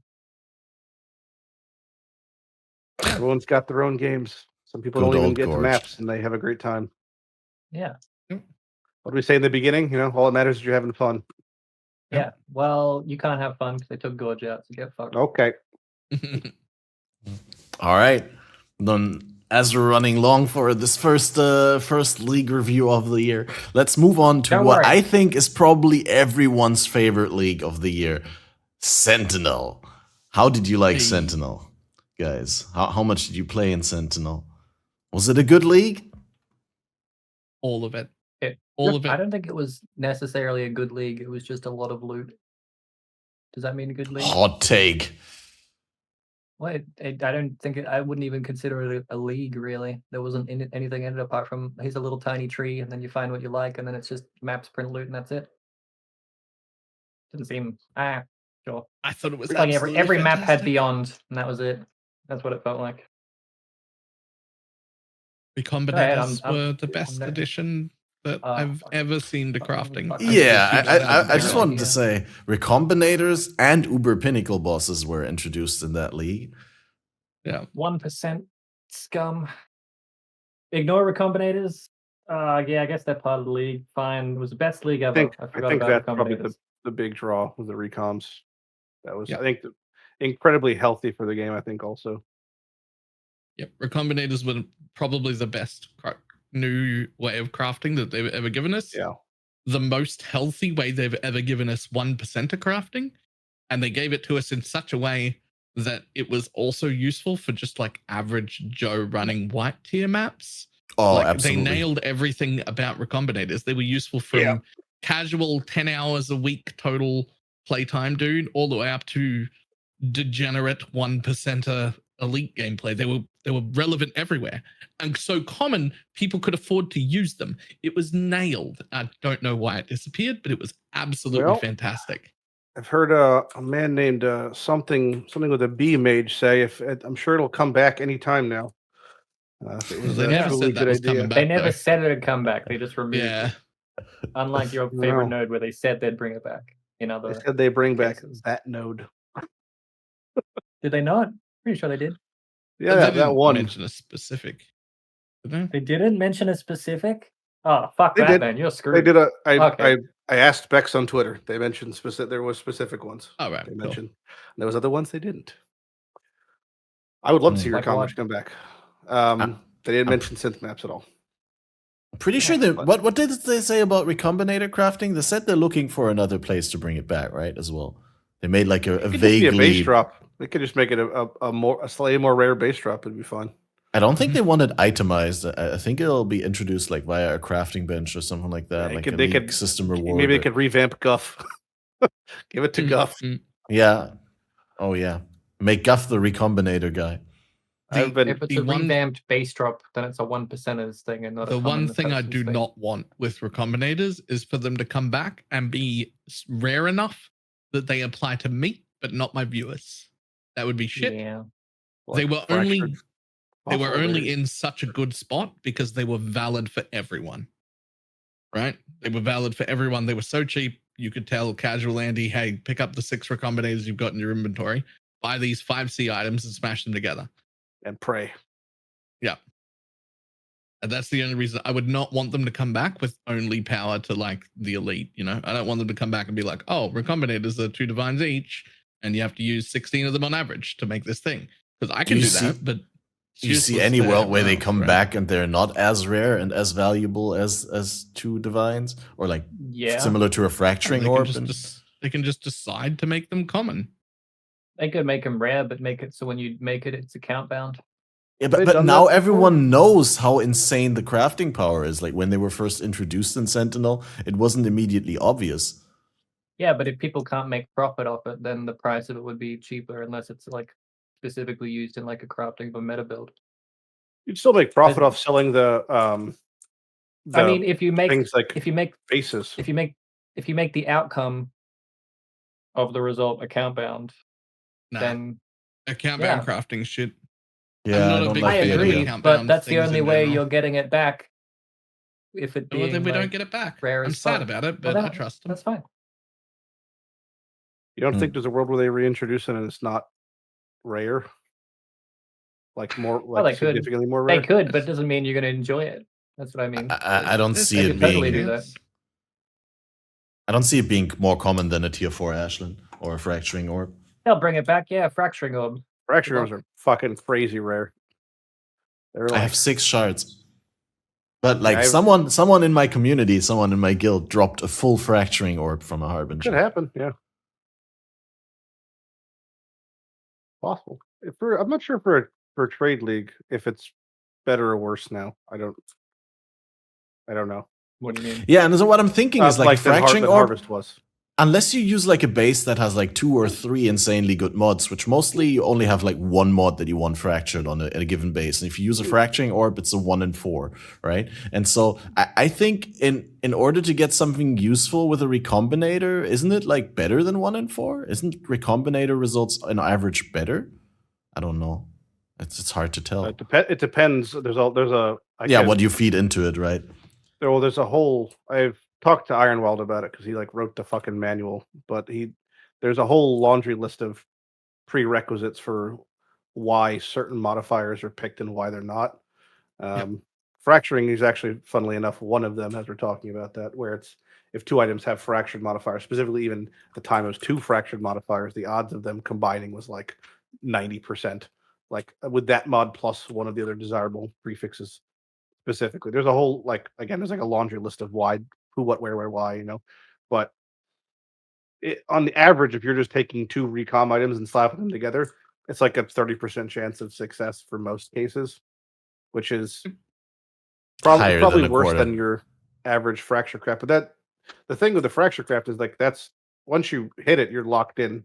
But that's like the beginning of the process, you know. So like if you're making like a popular decision was like the Imperial Claw, and most people who were making one that didn't want to spend a ton on the fracture part would just spam the deafening zeals until they also hit like tier 1 crit rate or multi. That way it was like a 50-50 to hitting one of the 2. Yeah. Which is way more favorable, obviously, than a 1 in 4. So the problem is not a lot of crafts aside from like one-hit weapons actually have a similar thing. Like the big thing in trade would be like 2 +2 arrows, but there's nothing that comes close to that value of like fractured +2 arrow. So that's gonna be perpetually like the 1 in 4. And recoms risking losing that is like catastrophic because getting that back is the worst.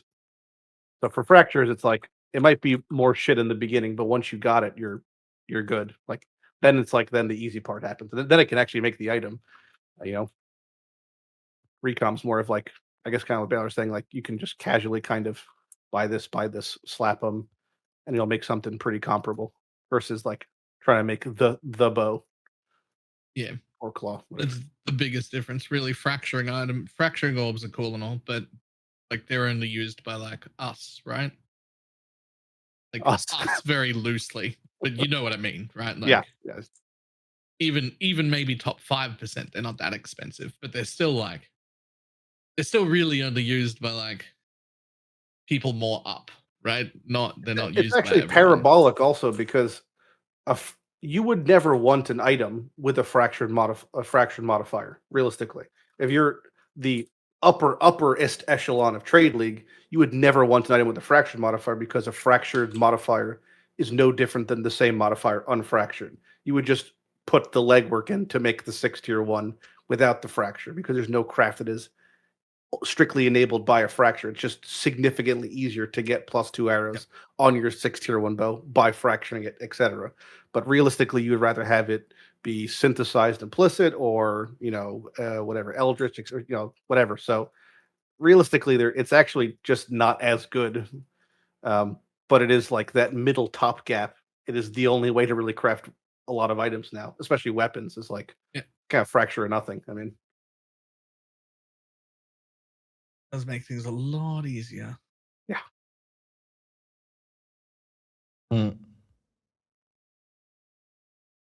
Yeah, I've been like on the fence with like the fracturing thing in the past like league or so. In the past half a year, 6 months, I've been saying that too much on in crafting hinges on fractured items.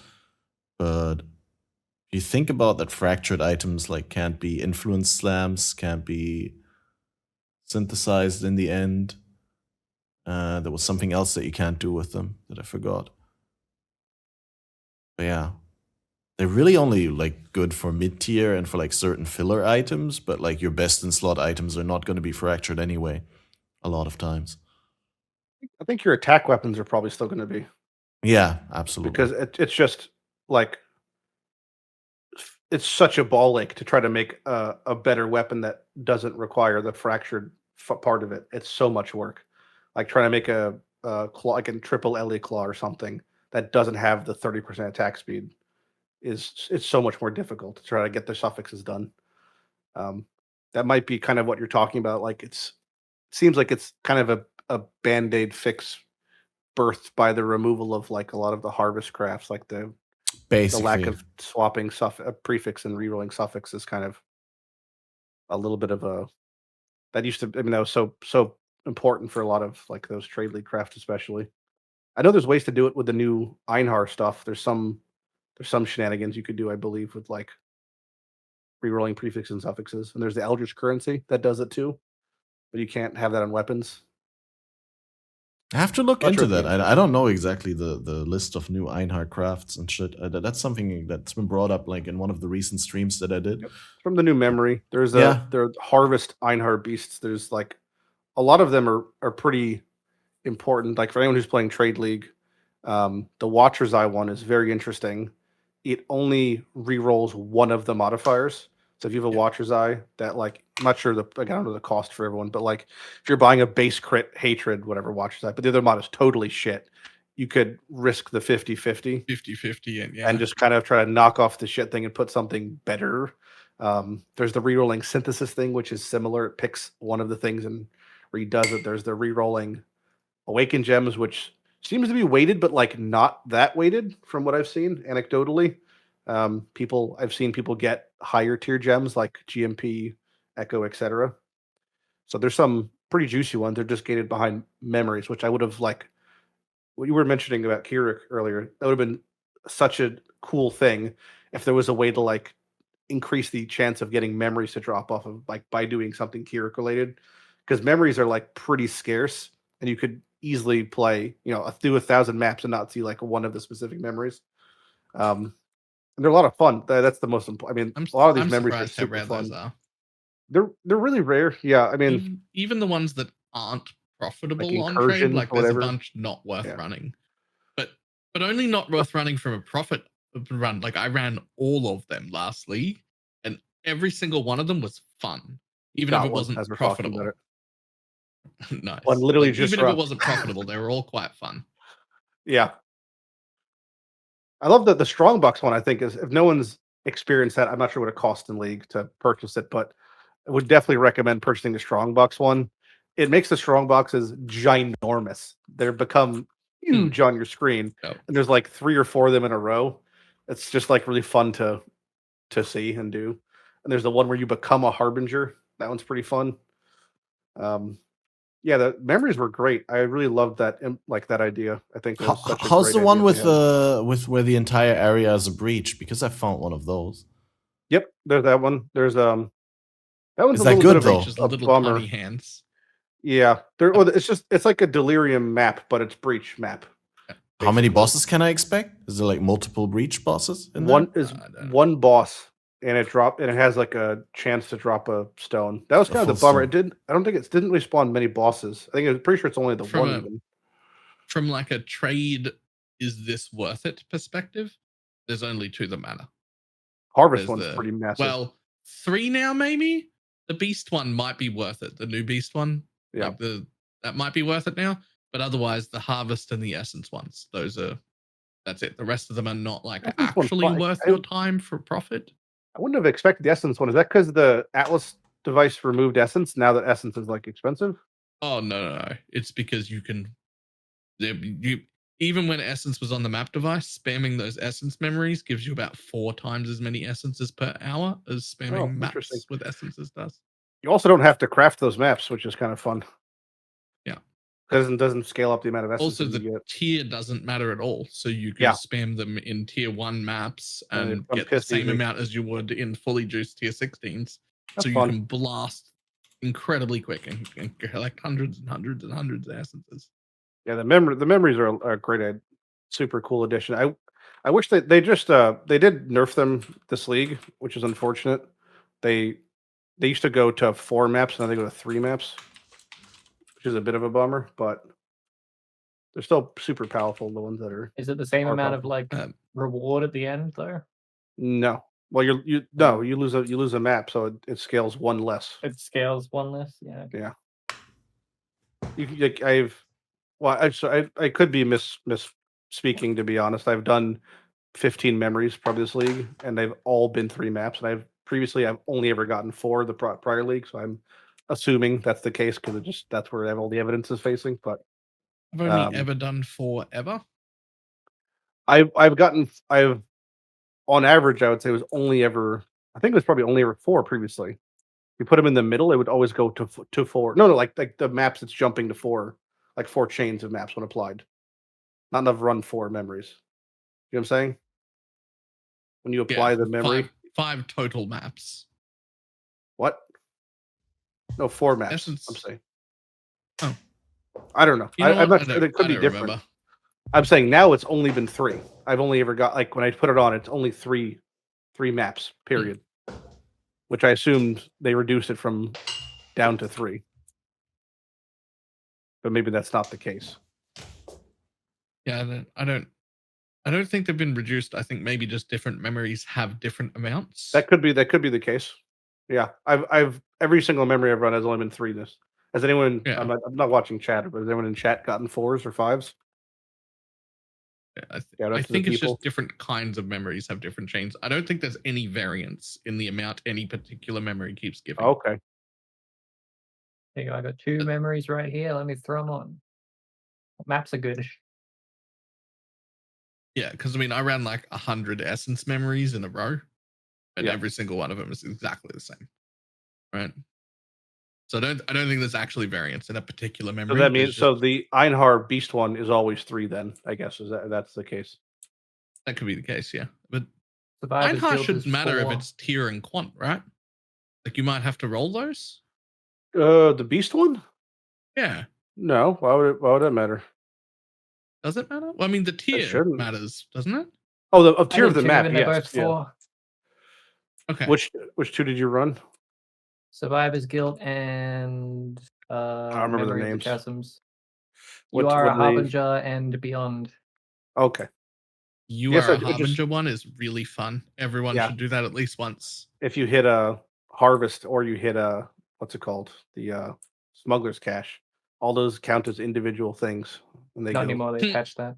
oh, they patched it. Oh, Yeah. Oh. Shout out. Yeah, I know, right? I was like, oh, I'll do 100 When of that was those. fun. And then the patch notes rolled around. I'm like, ah, shit. Maybe not. Oh, never mind. Don't run it then. It's still fun. Like, you know, like on estuary maybe, or something that drops a lot of like just chests and whatnot. Big Sag. Well, it was fun, Uh-huh. but maybe you could still hit fracturing things now at least. I wonder if that upped their value. The Harbinger one? Yeah. How long has haven't Catmaster been seen- gone for? I haven't seen. What? He's been gone? What? Oh, shit. I just realized he was haven't- out of here. Yeah, he Okay, said thank you're out back bathroom. Oh, did he? Okay. But I haven't seen anyone run like a test of like 100 memories or anything of the Harbinger ones. I Yeah, wonder if they drop fracturing orbs like at a decent rate. I was gonna do it Timothy. anyway. Timothy, head off. Go. Trade bot that I'm teamed up with. I need 100. What's it called? Survivor's Guild. Need 100 Survivor's Guild. How much are they gonna cost me? Nothing. Slide Probably into my a cheap- DMs. It's cheap. Off Jim goes. I promise Now I'll I'm- be efficient afterwards. I'll be efficient afterwards. Be a new And boy. now I'm really. That's Imagine if you come 400 out of that maps. with like. It's gonna Yeah, take imagine if you ages. come out of it with like 10 fractured orbs though, like full orbs. Yeah, but you could also make a video about like loot from whatever amount of sanctums because you have to run. That's a lot of sanctums as you're running 400 maps. Yeah, I was gonna, but I can compound your 5 to videos 1 all now. my sanctum-y things. I was gonna do like 100 sanctified relics, but I could just keep 5 to 1 of them because I just get so many. Oh yeah, for those in chat who don't know, you could, if it's the same base type, you could 5 to 1 your sanctified relics and get a new one. They just have to Worth be it. the same I looking. did that. I did that to my 15 worst ones today. I got 3 bad ones back. Hell yeah, Same. Yeah. it could go well. What is Probably what's I do won't. have quite a what is the best I do have sanctified quite a few relic good everyone ones. gotten? Has anyone gotten? Me and like, a Balor really were good just one? we're measuring our EPs earlier. Oh, Yeah. that's yeah, good. we all- It depends how you like range best. Best for you or best generically. Just objectively strongest. I got a avoid ailment damage per frenzy charge, so I think that one's pretty cool. But I don't think it's my Void strongest. ailment damage. Avoid ailments and damage per frenzy charge. Oh, okay. What was the amount of ailment avoidance? 28. Oh, that's pretty high. That's Okay, that's a relevant that's amount. that's a piece. That's a piece of gear. T1 I is have 30%. I have I think 3 that are like noteworthy. Mm. I have one that's projectiles pierce 2 targets and 20% Ooh. of cold damage recouped as life. Whoa, that's good. I have one that's +3 maximum cold That's and really good for the also Aegis, yeah. poisons you inflict deal damage 10% faster.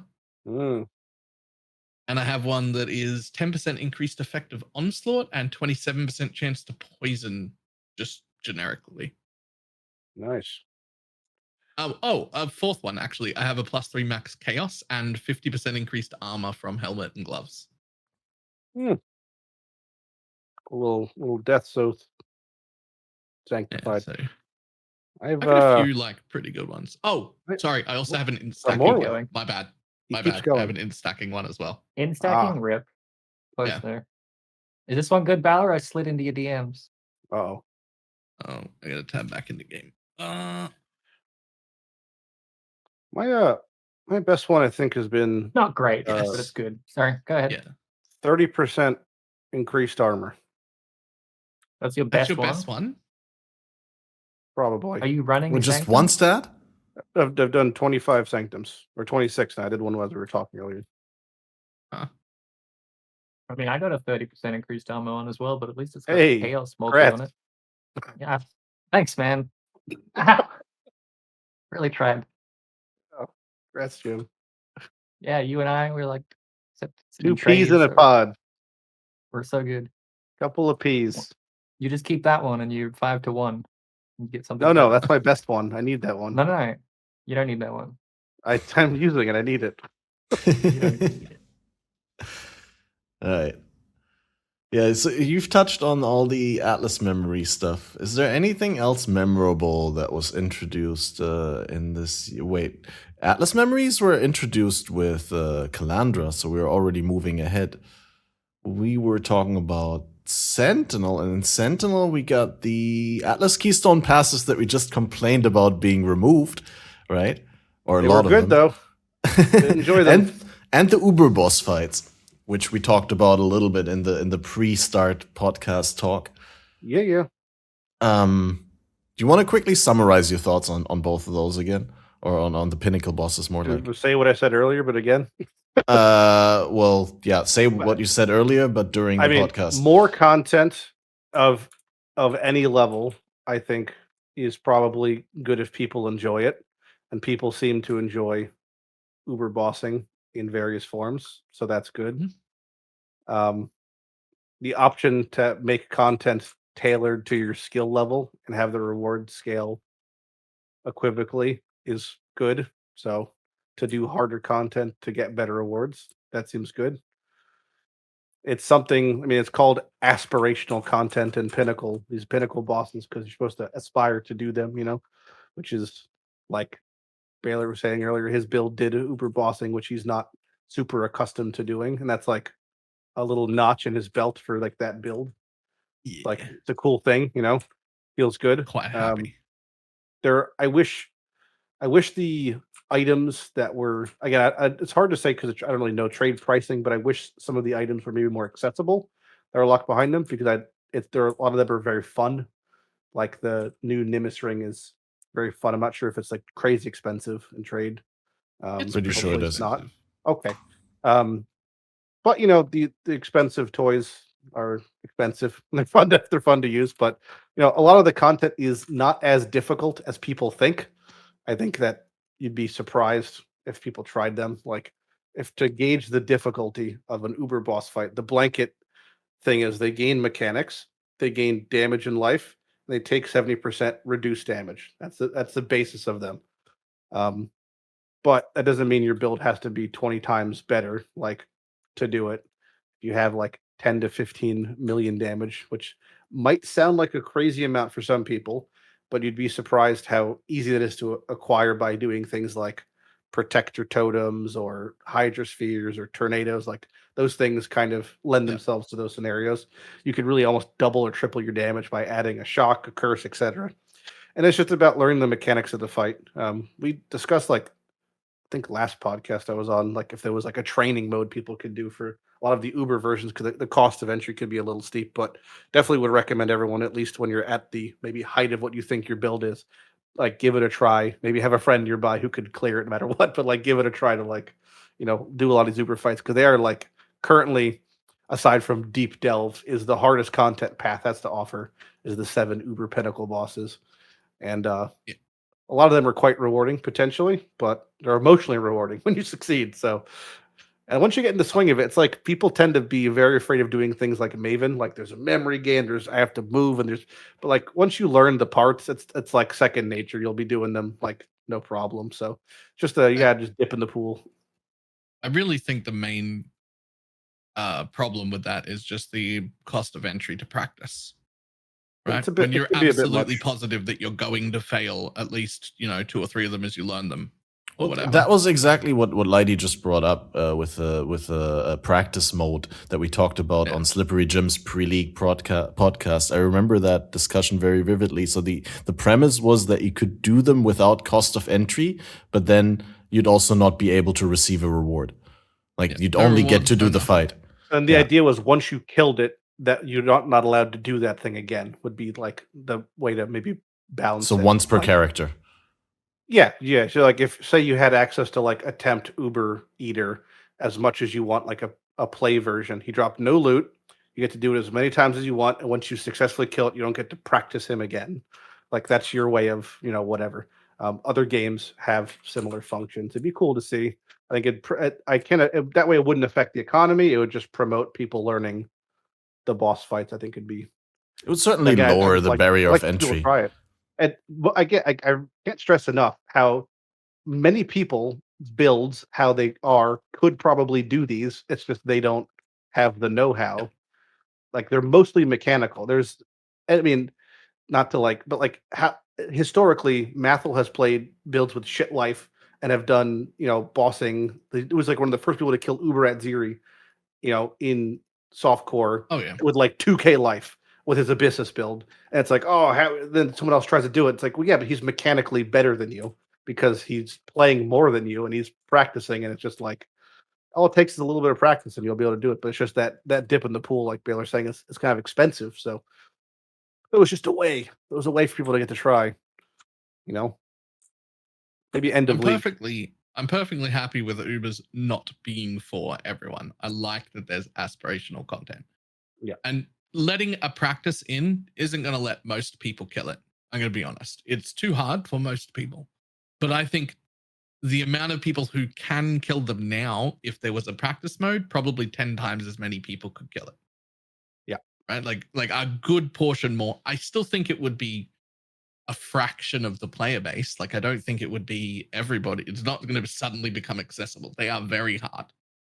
But there's a lot more people who could do it if they could run a practice, and they just can't afford to burn through 5, 6, 7, 10 possibly invitations that could just be sold for money. That's all. Yeah.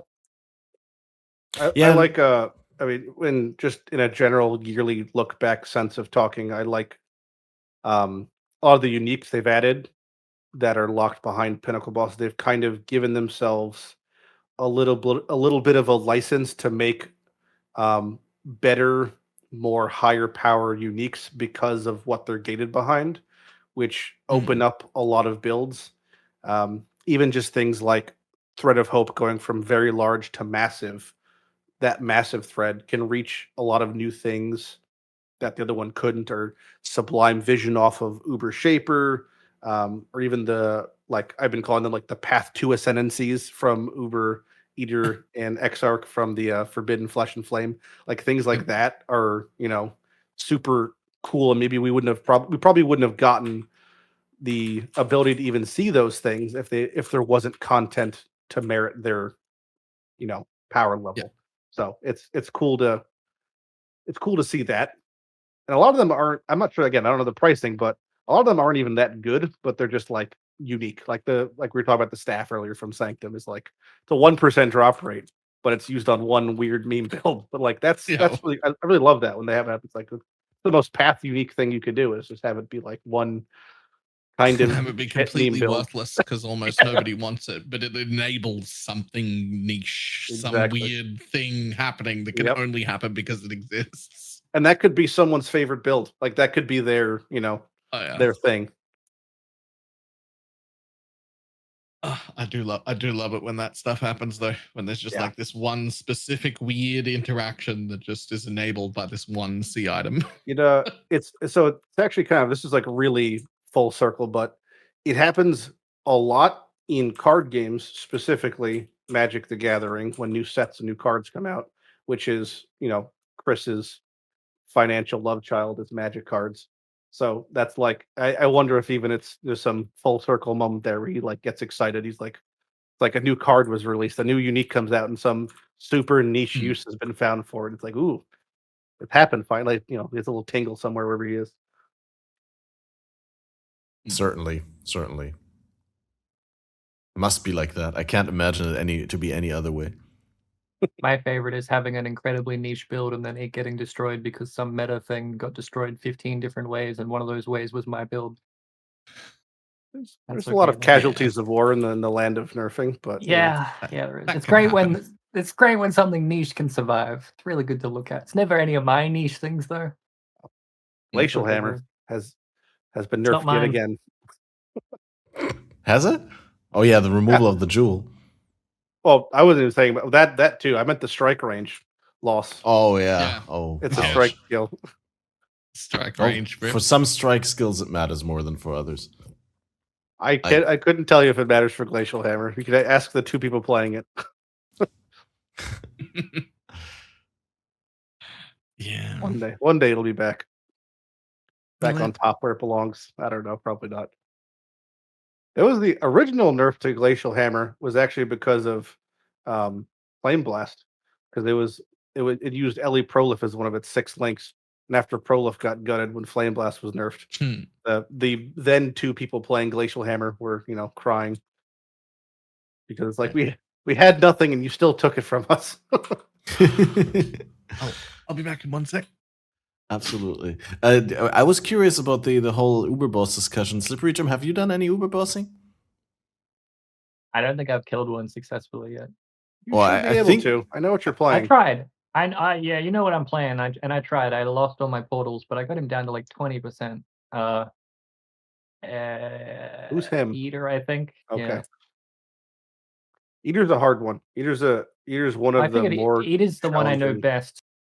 Well, for the build that I'm playing, Exarch Yeah. seems like a terrible idea because of the balls. The balls are so horrible. There's actually a ways you can cheese it on. You're playing Death Wish, the Ignite Golem build. He always is going to phase after your first and third Ignite of him, and you basically just have to accept those 2 deaths, and then you should have 3 portals almost always. You could ignore the Minotaur in that fight strictly, but wait, can you not tactical deaths? What? Can you not portal out and come back and wait out the ball phase in Grace, or that they? No, it doesn't start during Grace. If you die, so what's going to happen is you're going to walk in, you're going to wait 7 seconds for his iframes to drop, basically, ignite him. He's going to do the spray. You're going to be unable to dodge it effectively because his tracking is insane most of the time. And then because you weren't alive when his HP drops, since it's going to drop when you're dead, he's not going to phase trigger until you move and end your grace period. And now you're going to be alive when the balls are moving. Probably going to die to that, so that's the second portal gone. And you come back and it's going to rinse repeat twice more. And there's 6 portals. You basically have to survive one of the ball phases, and then you're good to go if you're unable to dodge anything. But mechanically, I can do Eater a lot better, just because I can just do it. Like he's very telegraphed on what he's doing. Yeah. Very easy to dodge his shit. The only thing about Eater that really gets people off guard, I would say, is the quickness in which he does the beam. The beam tracking is very, very accurate for his beam, and the little tentacles, the circle of small tentacles, that'll get you also. But most of his abilities, like you said, are pretty telegraphed.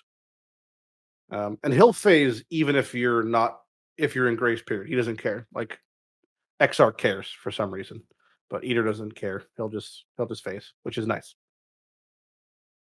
I did a mage skeleton build when they were introduced in softcore trade, and I tried to do Uber Awakener, and I lost my animated guardian to it. Yeah, that is the hardest, probably the hardest of them. I keep telling myself that I'll just do the Ubers and learn it, and then I'm like, I need money. I might as well just sell these invitations. That's kind of what we were talking. That's like, Rinse and a little bit the unfortunate part is like, yeah, that they're so valuable that most people don't even get to attempt them. I mean, technically they're just buffed up versions of the base versions, so people still get to enjoy the base versions in terms of like art and boss design, the music, the whole experience is really something that's really cool and like kind of pinnacle PoE gameplay. But I'd also hope that there was a way for everyone to enjoy or get into the Uber versions a little bit more, because to some degree that they also introduce new mechanics, right? There's things they all do. Yeah, but like with some it's heavier on say if you're going from never having seen the Uber version and only having done the regular version, on some versions it's easier. Yeah, and on other ones, it completely catches you off guard. Like Maven's the easiest. Uber Cortex, but I'm not sure. Maven's the easiest of the Uber bosses, but she actually introduces the most different mechanics. They're just kind of negligible, their impact, versus something like Shaper, which has really only like one real change. Like his abilities have LMP, but that doesn't really make a difference. Like the bubble being gone for the teleport phase Like if you didn't know that was happening, you'd be like, "What the fuck? Where's my bubble?" You know, that'll catch you off guard. But like Cirrus is basically the same fight. It's just that Cirrus is such a shit arena for not only just getting back in, but also navigating, that the very minor differences in that fight really kind of are like breathe a lot larger, you know? So it's like, oh yeah, there's a storm and there's like one extra, like the beams are 4 to 5. But like that little amount of annoyance is enough coupled with the arena and his just juice stats that it makes it so, well, once you die once, getting back in that fight is like a terrible experience, you know? Oh yeah. But other ones are like not, the discrepancies aren't that big, even if the mechanical changes might be vast. Like Eater of Worlds isn't that big of a difference mechanically, but the things that'll get you are just like the simplicity of his abilities are basically the same. They're just hit so much harder that it's just it's like kind of a gear check versus a mechanics check. But some of them are more mechanical checks. Does Ubisiris still do that like suck you into the realm kind of thing and then hit you with a meteor? Yeah, but it's also it's 2 seconds or 3 seconds faster. Way faster. Yeah. I mean, like if you're dead and you keep dying running back, can you just wait in that pre-lobby area and wait for him to suck you in, or does he not cycle it? Oh no, that won't happen. You have to walk in, and the storms don't go away, and the degen doesn't go away.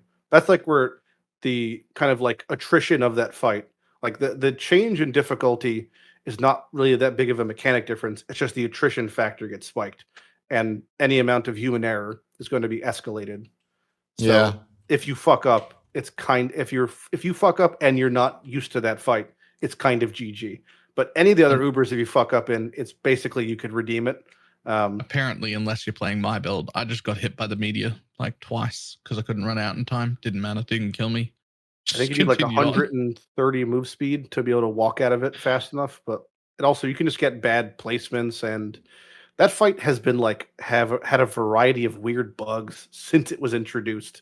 That like something used to, like, it's been so strange over the years. Like sometimes he'll go off the map.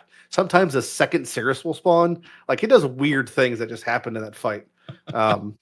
It used to be affected by the twinned prophecy for a week that happened, where it was just like the fight started and it was just 2 Cirruses. And you're like, okay, this is happening now. That sounds great. It was a lot of fun. Awesome. He could be ghosted at one point. He was ghostable at one point also. You could walk in and fight ghosted Cirrus. So there's a lot of little things.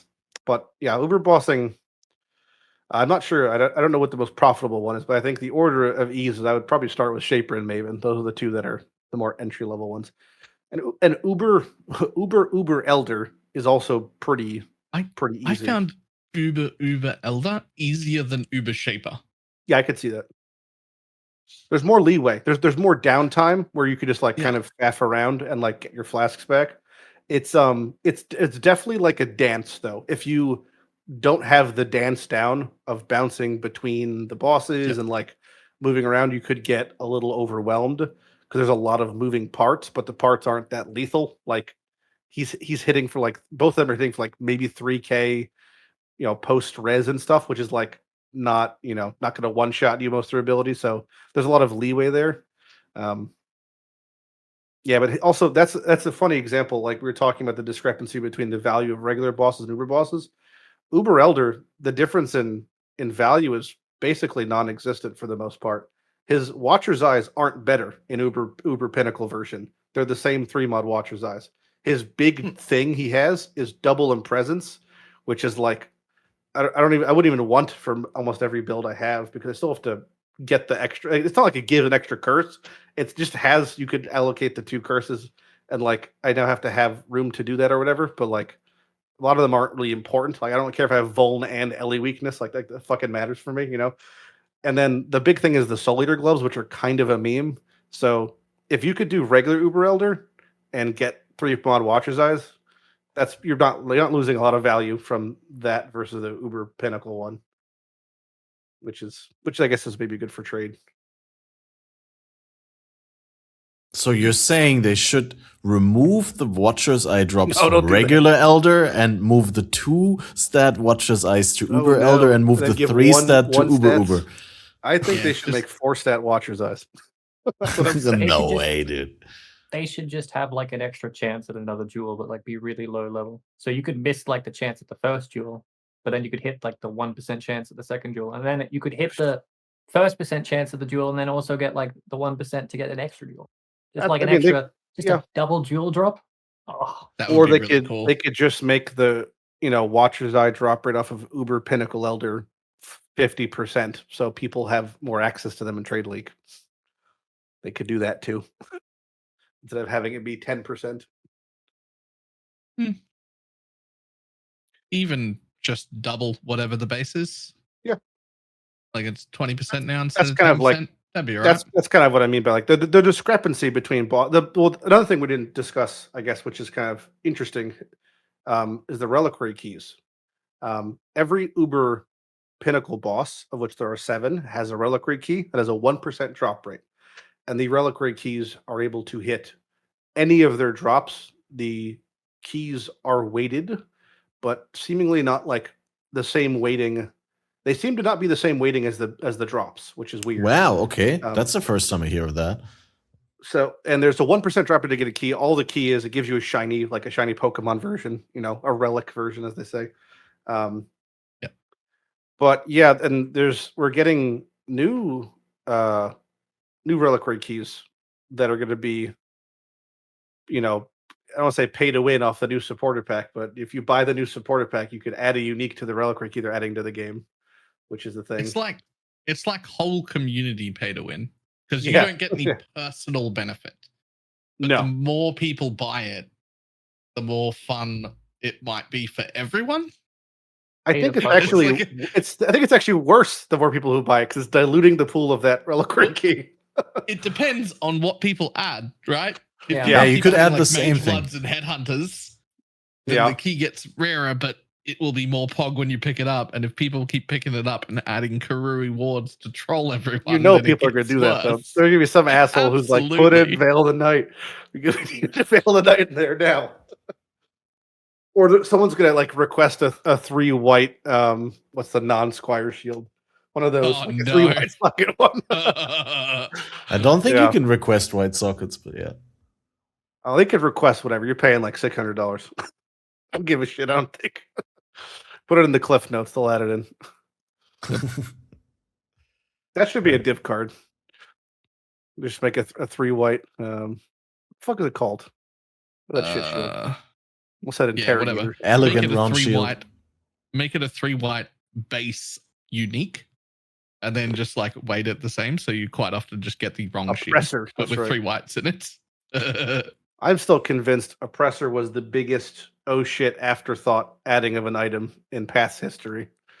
I think they introduced the Squire and genuinely forgot the prophecy existed for the guaranteed unique.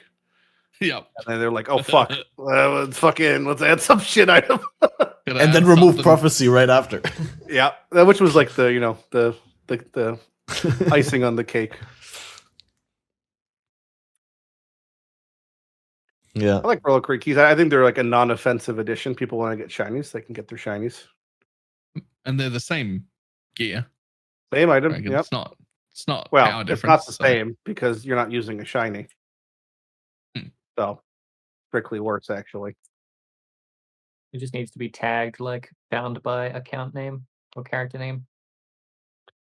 Found by Sweaty Balls 269 or whatever. Oh shit! You know Sweaty Balls too? 269, yeah. Numbers in game, that's allowed, right? Yep. You a big fan of Sweaty Balls 269? I'm a big fan of Sweaty Balls as well. Full stop. 2. Ditto.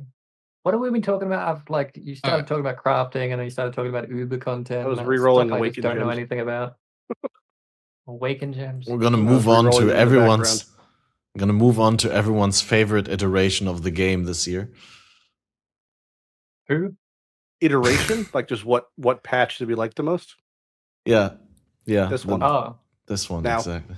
Oh yeah. No. I was saying that we talked about Archnemesis, we talked about Sentinel, we talked a little bit about our current league in the beginning, and now we have to talk about we're done. What are you talking about? We're done.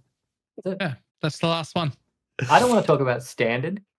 Oh, well, there was this whole community outrage about like something. Maybe I just had a bad dream about like where everyone's loot was nerfed and like tons of people complained about it. Oh, And the like an divine- endgame every juicer group quit playing the and divine exalted gives- swap. who I think is cares? pretty catastrophic.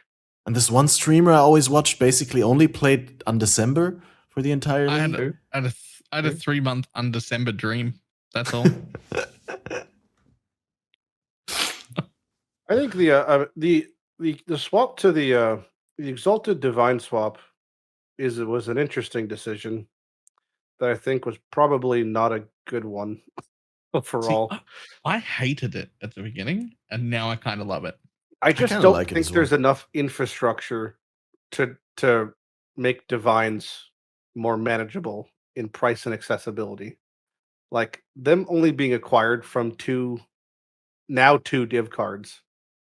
I don't know this. I don't understand the stance on not adding shards for them.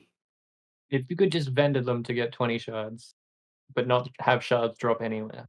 I don't know if that'd that's solve. Whether they just piecemeal the price off. What's the cost of Yeah. divine orbs in trade right now? Like 260. That seems kind of crazy. Yeah. Exalts have been higher. But chaos drop everywhere from Red Boy. Yeah. Well, Sanctum's a nothing but currency league, so that Mhm. kind of Exalts have been higher. I suspect if it was still the other way around, the Exalts would be similarly priced because there's no real chaos sinks this league. There's nothing really worth taking that's expensive on the map device. There's no big crafting common things that are done with chaos. Like there's just more chaos than we need. So There's a shitload of chaos. I don't think there's no real avenue to re-roll a rare though, aside from a divine orb at the moment. no. But do you think there I- needs to be? I don't know. It just it seems like it's this is a very like minor thing, but it's happened to everyone at some point in their life where they're missing one dex or one res. Like Yep. it seems like the punishment for that minor, like for the dex thing, it's like the inability to actually use a piece of gear. The punishment seems quite expensive, I'd imagine, for Trade League, if that's the case. I guess the inverse Well- is you just purchase a piece of gear that has the stat. Get something with dex on it on the implicit. Implicit You dex. got blessed orbs. I mean, there you go. What's Budget gear. what Budget divines right non there. amulet has implicit dex? Jim's got secret gear. Yeah, you Jim's get got secret gloves. gear over there. You can get synthesized gloves. You could get a belt. You can just pick it up Uh, off the passive tree. Like yeah, there's- just I don't spend know. 3 points Good. and get to fucking dex node. It's your punishment. Just anoint an amulet with dex. That's 3 clears. Anoint isn't it? beef. Just anoint beef, bro. Yeah. Not beef, but like precision. Shout or out to whatever. beef. The Yeah, I thing don't is, like, know. I have no problem using. I've used divine orbs this league to re-roll, like to try Why- to hit suppression. Like I was like 1 or 2 because as everyone knows, being 99% suppression is the same thing as being 0% suppression. Yeah. So Yep. it's kind of like 100 or nothing. So I've definitely used divines like to hit that, and it does feel like a real oof, Yeah. for me. But I'm not sure. It's just because you could like maybe if they made it so you can't hit the same number, like At the same time, though, I've used so many exalted orbs since the change Oh yeah. for their actual crafting thing, like for what they're meant to do. And I think that's almost partially never done that psychological though. before. Like I think that's like a bit of a placebo has occurred How for so? Trade League players. Nah. no, it's because they're only worth 20C Yeah, I or know. but less. And you also don't need them for multi-modding anymore. And for Well, That- at the for- same for that time, blocking, regard, attack, yeah. and caster. previously I used divines when they were 20C on gear because it had a Yes. chance of making my gear better. If there was your a piece argument of is, gear, well, now though- that they're flipped, I can exalt my shit. Yeah, well, I used to be able to use divines as well. Now I can't do that. Well, the I'd two say big I one still have do both. used- Is what I'm saying. Like if an Yeah. item requires divining, I have to necessary. divine it. That's Yeah, that's fair. obviously my perspective. But I'm saying if an item was worth exalting, I was going to exalt it before. I'm still going to exalt it now. The divining factor of me exalting an item would have never been if I was in Trade League would be the price of it. It would just be the fact that this item is merited to be exalted or not. So I don't I'm a know little if they would baby. So Wait, change now it. the merit is saying a lot lower though. Yeah, are you saying your threshold has not lowered for exalting items? Are you not saying you pick up random items? You're like, if I exalt that and that hits something good, it would be good. No, I would never do that. I would never do that. Even if it was if exalteds, if I was in trade, exalteds were a chaos, and that was that case scenario, I wouldn't do it because it would never be worth it. It would just make more sense to craft something better myself or do something better. I've done that at least 40 or 50 times this league, and it's been worth That- it about that's- a quarter of the time. So many times, But 3-stat jewels. I feel like it would have been worth it before, though. If you're making something that is no. Not if I used 50 exalts to do it. are you not Like the one crafting time it was tier 1 worth- ground items? You're not making but perfect ground items? jewels. I think it's also a Jewels- product of the fact that crafting has gotten like kind of, which might be the ultimate Chris vision, like has gotten kind of neutered and simplified as we've like had a lot of our Like tools removed. Maybe I'm sitting there alt spamming ghastly jewels, regaling and exalting them. Yeah. For and then if the exalt misses, scouring it, I'm using it like it's a proper currency item, like in my inventory. I never did that with divines. Sure, you'd use divines when you needed to, but it was never interesting. It was never fun. but It you're never had as like a pog as a trade outcomes. league player though. Why wouldn't you just buy it? What do you mean? If you're in trade league, why wouldn't you just buy the item you're trying to craft? Well, because I'm selling the Fun. items. Oh, so you're selling Also, them. it's- Okay. Also, it's fun to craft. Also, it's like 12 divines to buy, but only like 70 or 80 chaos to craft it. So You have a video about that sick Profit that craft. sick 11 divine profit scheme. no. secret But fucking it Baylor should. secret profits. Maybe you should have not I said bet that it's a once, cluster you know? jewel. Baylor's got the secret strats, the secret Is it 11 just- divine strats guaranteed. I mean, Making the rogue secret is items and literally X-slamming them? alt-roll your ghastly jewels. It's not a big secret.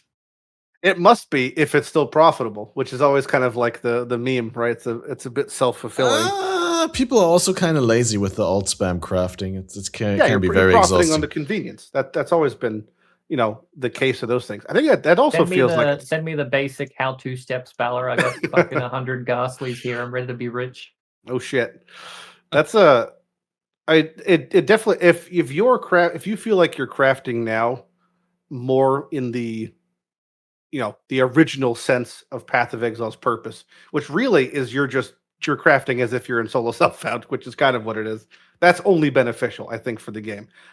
Nothing has irked me more from the concept of someone who doesn't play trade anymore, that watches trade, than currencies not be used for their intended purpose. So if that's the result Yeah. of the I'm divine using them a exalted swap, lot more in trade, like I would have in solo self-found now. well, Yeah, and the argument that only you brought up- beneficial then.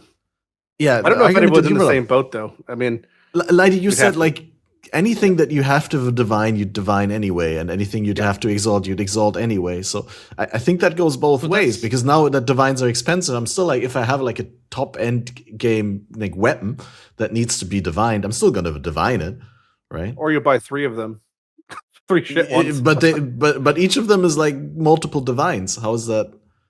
You buy 3 shit ones, and Well, then really, you triple all it wield. means is it's now harder for you to be able to play that thing, I guess, in trade. If it's like an item that requires like a break point, it just is more expensive for you than it was before.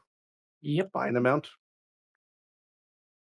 So if that's good or bad for trade, I don't know. I mean, If that goes it- both ways. Like, if you're selling, then it's good for you. Then it's more expensive. If you're buying, then it's probably not that good. Yeah.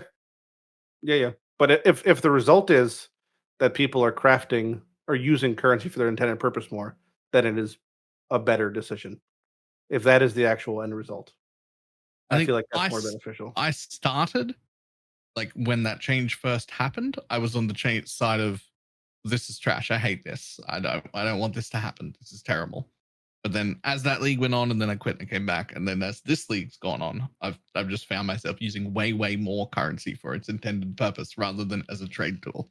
And Yeah. now I'm like, I actually like this. This is a good change. People can actually use exalts now. Divining stuff without like there's some specific exceptions, like like stat stacking things, and like I'm like two decks off or something that's become a little more expensive to fix.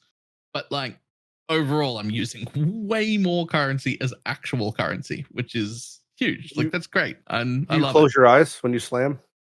Yes, because it's a good meme for stream. That's good. That's healthy. I mean, it is, right? Like, I mean, it's a good meme. It is a good meme. Yeah. Especially if you hit something good afterwards that you can show off. Oh yeah. Be like, wow. Nice. Yeah, Nice. but there was more changes that were made, right? Was there more? The past year, this game has drastically changed in the past year. Who knows the back end shenanigans with like rarity? That was the one thing you mentioned was like the loot situation, but it's hard to even like put a pin on what happened when, because I don't even know definitively if we even know what was happening when, outside of just like the block of the league. Like we know that, in Sentinel loot was different, and then in Kalandra loot was different by an amount. There was the whole loot goblin thing, and now loot is different by an amount. The exact numbers, I don't know if anyone even.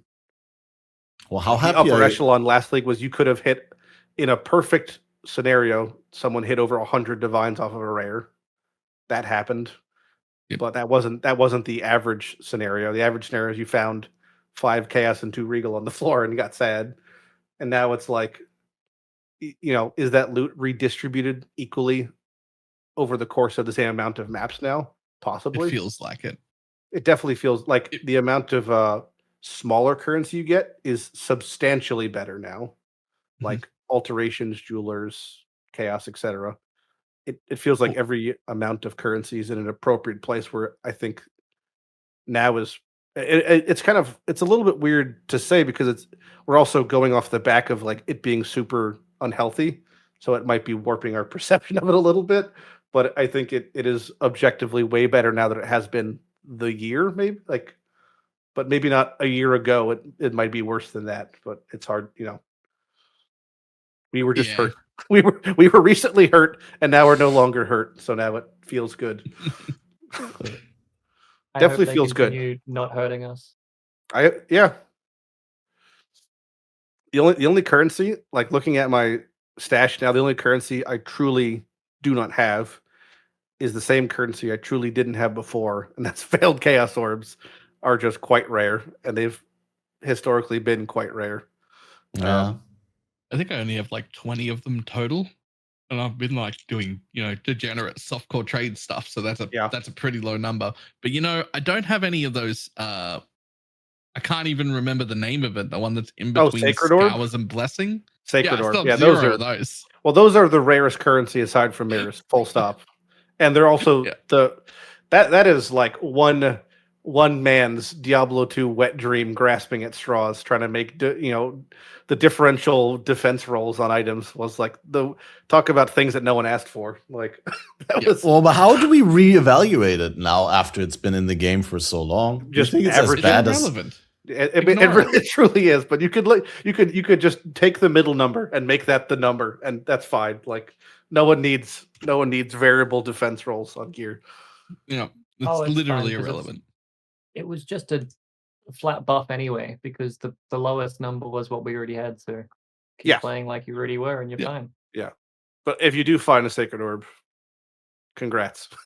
But they're still not even worth anything. They're that like rare, and they're worth like 80. 20C. Maybe there's a secret recipe with them. And I'm on them. How much are they? The 20C? There's profit to be made. I've got a new. Like I got a Balorstrat. Got my own Balorstrat. Holy shit. Yeah, exactly. Just buy triple tier 1 ES Hubris's and Sacred Orb them up. Because I'm sure the seller hasn't thought of that. I mean, there's people I'll be selling to are fairly dumb. I'm going to rake it in. No, but like on Energy Shield your clientele. On Energy Shield items, it does matter quite a lot, like how high you roll the base property. But then, I mean, obviously you wouldn't ever craft on a base that is not close to a max roll anyway. least in trade. Gotta find my Yeah, chance in to fail on SSF, one. it's not even a factor in my filter. I don't even because it's not as if I could change it. I don't think it matters. Like it's, Yeah. you know, it's whatever, just is. Yeah. Yeah, I don't I forget know. it exists. I probably forgot it exists until you just mentioned it, Baylor. I just forgot that was Oh. even a thing. You're not missing them. I'll forget Like- tomorrow. Like whatever. You can't even view the number unless you hold Alt, right, to see the rolls. Yeah. Yeah. Okay. Yeah. All right. Yeah. It's dead. Well, I mean, it's part of the finished number that shows there, so you can technically see it. I never finish. It's fine. We never finish. Never. That sounds Someone lend quite me a sacred orb. uncomfortable. Poor guy, Jim. Huh? Poor Jim. Val, you got a sacred orb? I need to test something. I got none. No. I haven't found Yeah, a that was single good. one. I was trying to scam him for 20C. It didn't work. I've found 5 full fracture orbs and 0 of Fractured? those. Oh, okay, Yeah. yeah, fair. Well, Oh, not that makes sense, full. yeah. I've only I found one full got- fracture orb, but I've built Okay, you 5. Val, lend me an X. I got something I want to slam. Yeah. The ratio of fracture orbs are, from what I've heard, at it, it's people who are beautiful. doing Harbinger, is you'll find roughly 75 ancients by the time you finish a fractured. That sound real? Sounds about right, honestly. Like Oh, I've I had a would've- bunch of ancients already, and I'm still like only 6 fracturing shards in out of 20. I would have guessed it at 50, but I could be off. Sorry, someone showed up in my house with an X, so I don't need your unlucky exalt. Not even hideout. I'll take. IRL. Oh yeah, hideout house. I mean, I'll take Valor's X if you want, or I'll take your X if I'll take this X. Wish me luck. Do I have to close my eyes? Oh, an X! Taking his X? Oh my god. Philanderer. I didn't get the How do vowel you do that? properly, How and I do you- thought you how were do you talking about manage a horror movie manage to do scenario it where that way? someone invaded your house with an X. Ah, shit. Why'd you make me do this? Fucking, I got scammed. Did you get scammed Fuck or you just Chris. scammed yourself? I scammed someone for 20C and now my jewel is worse. Worse. Well, you're right, but it's not better. Yeah. I guess that is worse then. It's like someone's taking a bite out of my sandwich. Who well, I think they've more just smelled the crust. It's not even like a full bite. They took a could whiff be of the talking crust about and then walked sandwich away. crusts. Would have been amazing. You a crust on or crust off guy? I feel like you're a crust It off did guy. get better. You gained It 20 didn't. resistance. I don't need resistances. It's shit. I hate food waste, so I eat the crust. Yeah, that's the responsible decision. I feed my That's fair. crust to birds. Jim's That's diet still food is waste. probably pretty questionable. I think he mostly eats chicken. My nuggets diet and is Pepsi questionable. Max. What do you mean? There's an entire pork rib vegetable combo that's been sitting here for an pork hour that I rib? haven't touched. Pork rib. Pork rib vegetable combo. Pork, rib, vegetable, broccoli, potato, pork, and a KFC burger for lunch. What? KFC, Crazy. KFC makes burgers? Yeah. What? Yeah, Can you not just I eat hate buckets there? KFC chicken is disgusting, man. Like on the What bone. does KFC stand for again, Jim? This says burger. KFC stands for But they have there's chicken, chicken on in the it. burger, There's no? chicken. There's chicken on the burger. Don't you go fuck yourself. It's a chicken burger? Yeah, Yeah. it's a chicken burger. Oh wait, you just said you hate their chicken. Why are you eating it? Yeah. I hate their chicken on the bone. There's no bones in this burger, my dude. Well, you can get buckets without bone in the chicken. Yeah. You can get like Have you Oh, just we discovered can't. the concept of How the boneless shit? chicken Do right that. now? Our We KFC can't. doesn't have boneless chicken buckets. They force you to take chicken on the bone with the buckets. It's the biggest scam in history. They cram 3 chickens Wait, into this bucket can and you then not make you just pay like 30 like bucks a for it. can you not just take like 6 fillet bites or something like that? Good. No. Should I walk in and go, Kate, hey, can I have 20 tenders? Can you put them in a bucket for me? I'm not Just gonna do tell that. them It's that you have a weird. strong aversion towards bones, but you'd still like to eat there. I'm sure They don't they'd be care. happy to accommodate Yeah. that. No. I can go in and buy the bone-free strips, but they don't come in a pre-designed bucket. All the buckets here are just What? shitty chicken on the bone. Which fast food restaurant disrespects their customer like that? Every What do single you mean? one Just of them in they're Australia. just not. Yeah, we get scammed here. It's shit. No, they just don't care about your weird things. Wow. I did I once You know asked what? them if I can have the Ever since contents of a Taylor burger. used to live in New Jersey, he's become a different person. Yeah. He's just changed. You know, Jersey's changed you. You're too much of a soprano man now. You join the mob, you get a little antsy. This is what happens. I asked them if I could have a burger, like the contents of the burger, but in a wrap instead. And they looked at me like I'd murdered someone. Like it blew their mind. And then they said, no, we can't do that. And then I left because I'm like, well, I don't fucking want it then. Yeah. They're just robots. They're just NPCs. They're programmed. Crazy. Let alone if something costs $15 and you give them a $20 note and a $5 note to get a $10 note back. That can't process in their brain. They'll hand you the $5 back, and then they'll hand you another $5. It's fine. I don't know. They're just a lot of the like picky things that you're used to getting other places. You just don't get here. That's not a thing. They just look at you and go, no. And then if you walk out, you walk out. And then you think, shit, another person's going to walk in. What do you mean? Wait, so you're saying like, doesn't Burger King, for example, I know Burger King here is known for offering like free modifications to your, like you can add any You're like allowed to salad or modify lettuce. stuff. Yeah, but no price, they no, don't no have- like charge, no additional charge. You could go and have like a basic cheeseburger and be like, but I want it with jalapenos, I want it with lettuce, I want it with tomatoes, I want it with onions. You can do that with like stuff that isn't expensive. If I want bacon, I'll pay, but I could get 20 extra kilograms of lettuce for free if I want. Yeah, Not during the of lettuce course, shortage, of course, but- bacon and cheese is always extra. Yeah, no, totally. Okay, just to make sure. Buying Dude, I lettuce bought by the kilo. KFC during the lettuce shortage, and they put cabbage on it. I'm like, can I just have it without? Stop putting cabbage. Ew. Coleslaw. I like cabbage, but that's going a bit Awesome. far. That's reaching. I know. All right, like no more PoE discussion for today. Only We can fast talk food? for another 2 hours about KFC if you like. Hey, I gotta be streaming again before midnight. Oh, well, you got 2 more hours. You're fine. Oh, you guys are going early, right? I forgot almost. I mean, I planned the podcast at this time because I knew that it'd give you ample time to end the podcast and still celebrate the new I year can in stay time. here forever. We've saved so much time not talking about that league that doesn't exist. Kalandra? What? Never heard of it. Who's that? Yep. Isn't It that had that potential. mysterious character behind the mirror that we've never seen? That's certainly had a- not an ominous bird lady. Oh, it had And such some a sort of lore side potential. mechanic? The boss this league is also a bird lady. True. I see a pattern emerging there. A good one. They're like, oh, you didn't like the bird lady? Well, let's give you a more bird lady. Bird Well, Lady they 2.0. were like Kalandra boss, bird lady, and then we're like, oh, do we get a Kalandra boss to fight? And they're like, no, here's some lore. I mean, And some, I definitely miss whatever. Paradise Tiles. That was good. I liked Paradise Tiles. I don't know if that was Yeah, probably the only redeeming quality of that league it for was me. worth was it the for Paradise that Tiles. 1 hour level 100 or whatever. Yeah, there's That a was actually insane. It was actually The- insane. the only part of that video I thought that was really impressive, or the part that I should say is the focal point of impressiveness, is the first chunk getting through the acts. Oh my I think. god. That part When is they had hilarious.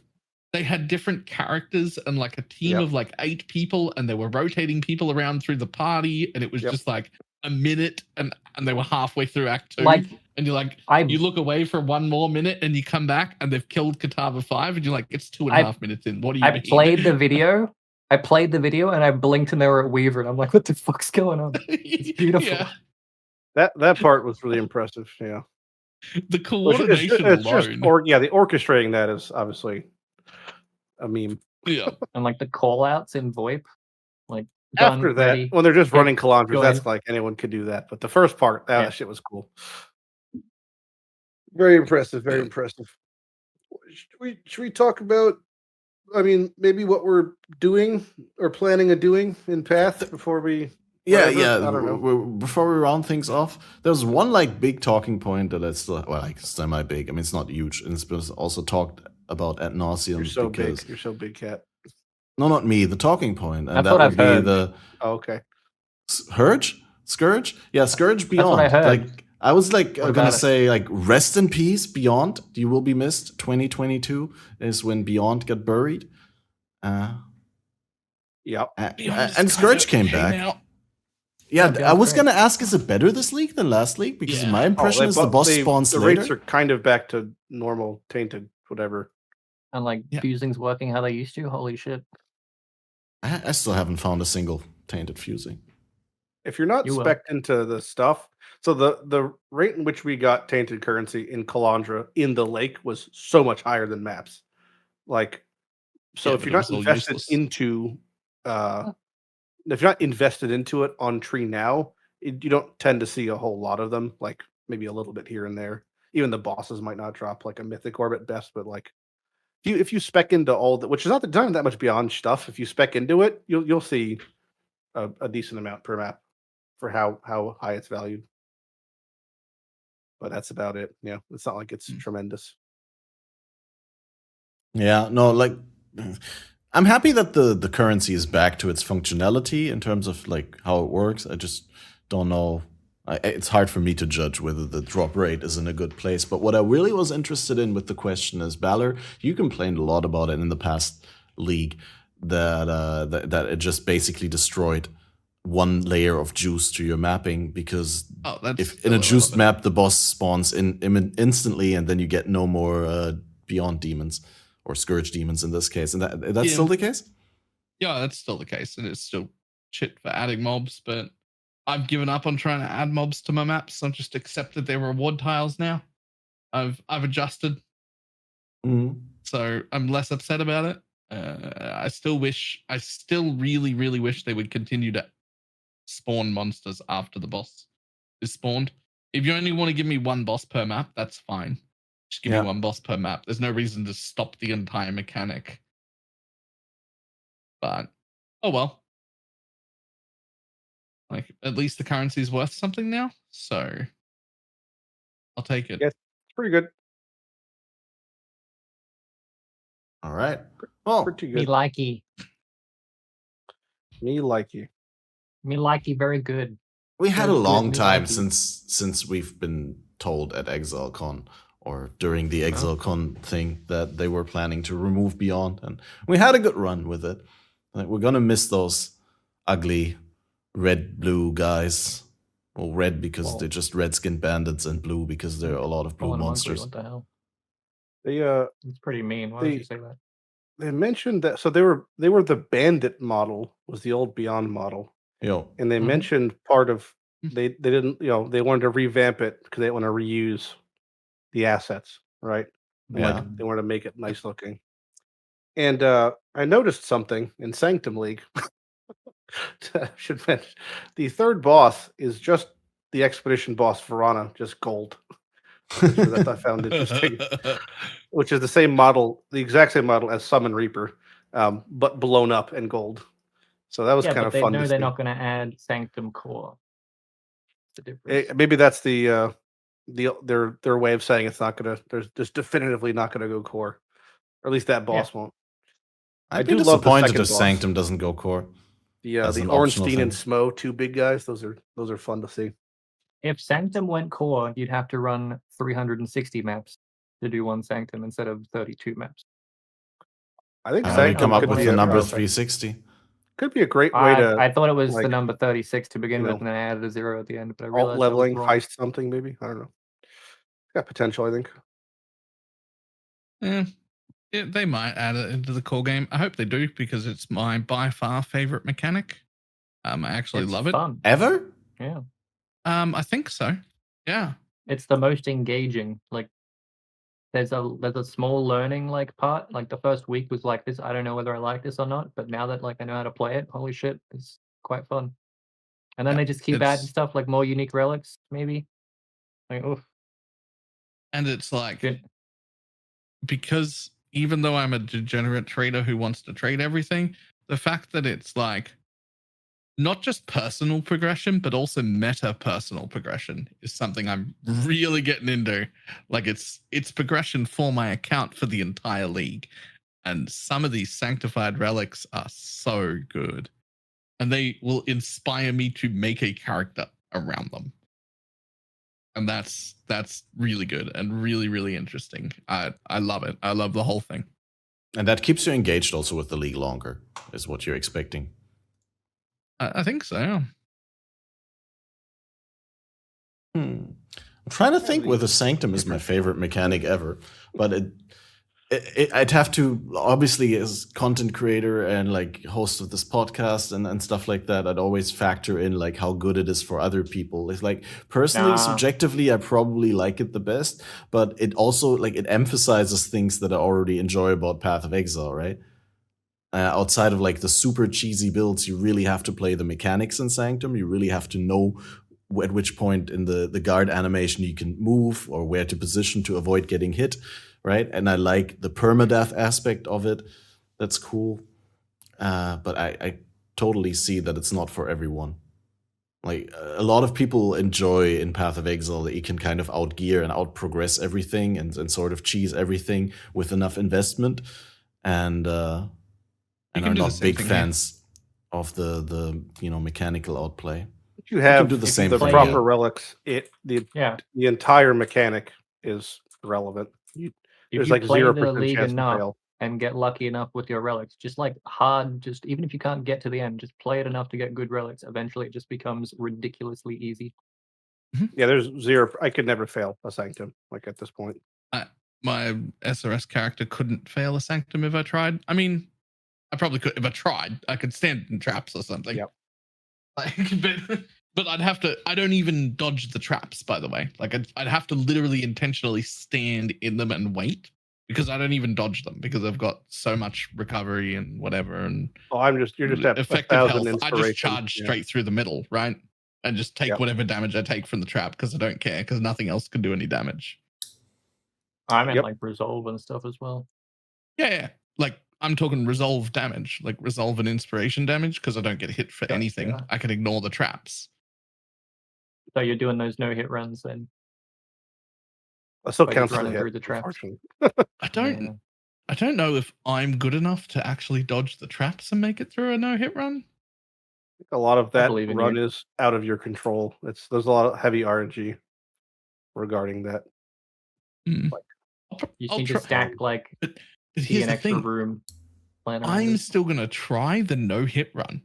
Yeah. And that's something I wouldn't ever do in any other league because the rewards for completing that no-hit run are so good that the entry cost, if it were tradable, would be so high, it would go to the 6 people who are currently able to do it reliably, would be buying them all and just chain running them. But because they're bound to me, I lose nothing by trying it because I don't think I can pass it. I don't think I'm ever going to be able to pass it because of who I am as a player, so I might as well try. Mm-hmm. I kind of wish most of those unique relics were just cooked into the mechanic. Like in what way? You manually enable them in the beginning instead of like having to drop it. Toggleable option. Like I'm going to attempt a no-hit run, and then if you get hit, you fail. The whole reason to do a no-hit run to get the Omega reward is like if you could just toggle it on. Kind of removes the purpose. No, it wouldn't reward. Because you still don't have to get hit. You could never complete a Sanctum if you get hit. Yeah, if you had no hit run, force attempt 100 times, it removes the RNG mechanic you were just talking about. How it's not entirely up to I think the RNG mechanic is the smallest factor. The player is the biggest factor of the no hit run. Is you being able to actually. I reckon if I had 100 cracks at it, I could do a no hit run right now. Well, that'd be your next video. I agree. If I had 100 attempts at it, I could absolutely do it. I mean, but I think that'd be okay because I don't think the reward is that insane that it's like. I mean, it's expensive. I understand that. Like yesterday, it was worth 2 mirrors. Yeah. Like it's insane. It's rare. It's also insane. I don't think it is that insane, to be honest. It is. What? I just don't think it's that insane of an item. I would like to argue that means you haven't thought about it enough. I assume when it says all elemental damage is chaos doesn't include damage you receive. Does it include damage you receive? Sure. No, it doesn't include damage you receive. So just off the top of my head, like for starters, like all your Trinity builds that were using triple LE weapons can now be Chaos. That's huge. But the one that gets me the most is that you could do Legion. previously, you could do strength stacking, and you could start with a Brutus-led Sprinkler, and you can use a Relic right now, which makes it way stronger, and you can get tons of damage. And then later on, when you get way better gear, you can upgrade into a Replica Warpaths strength stacking build and become Chaos, but you had to drop all your fire to do it. And it was way better. Now you can keep the Replica Warpaths on and the Brutus-led Sprinkler on and the Sanctified Relic at the same time and congratulate yourself on a 450 million DPS build. All chaos. The thing is, with a 450 million DPS build, is 400 million overkill damage.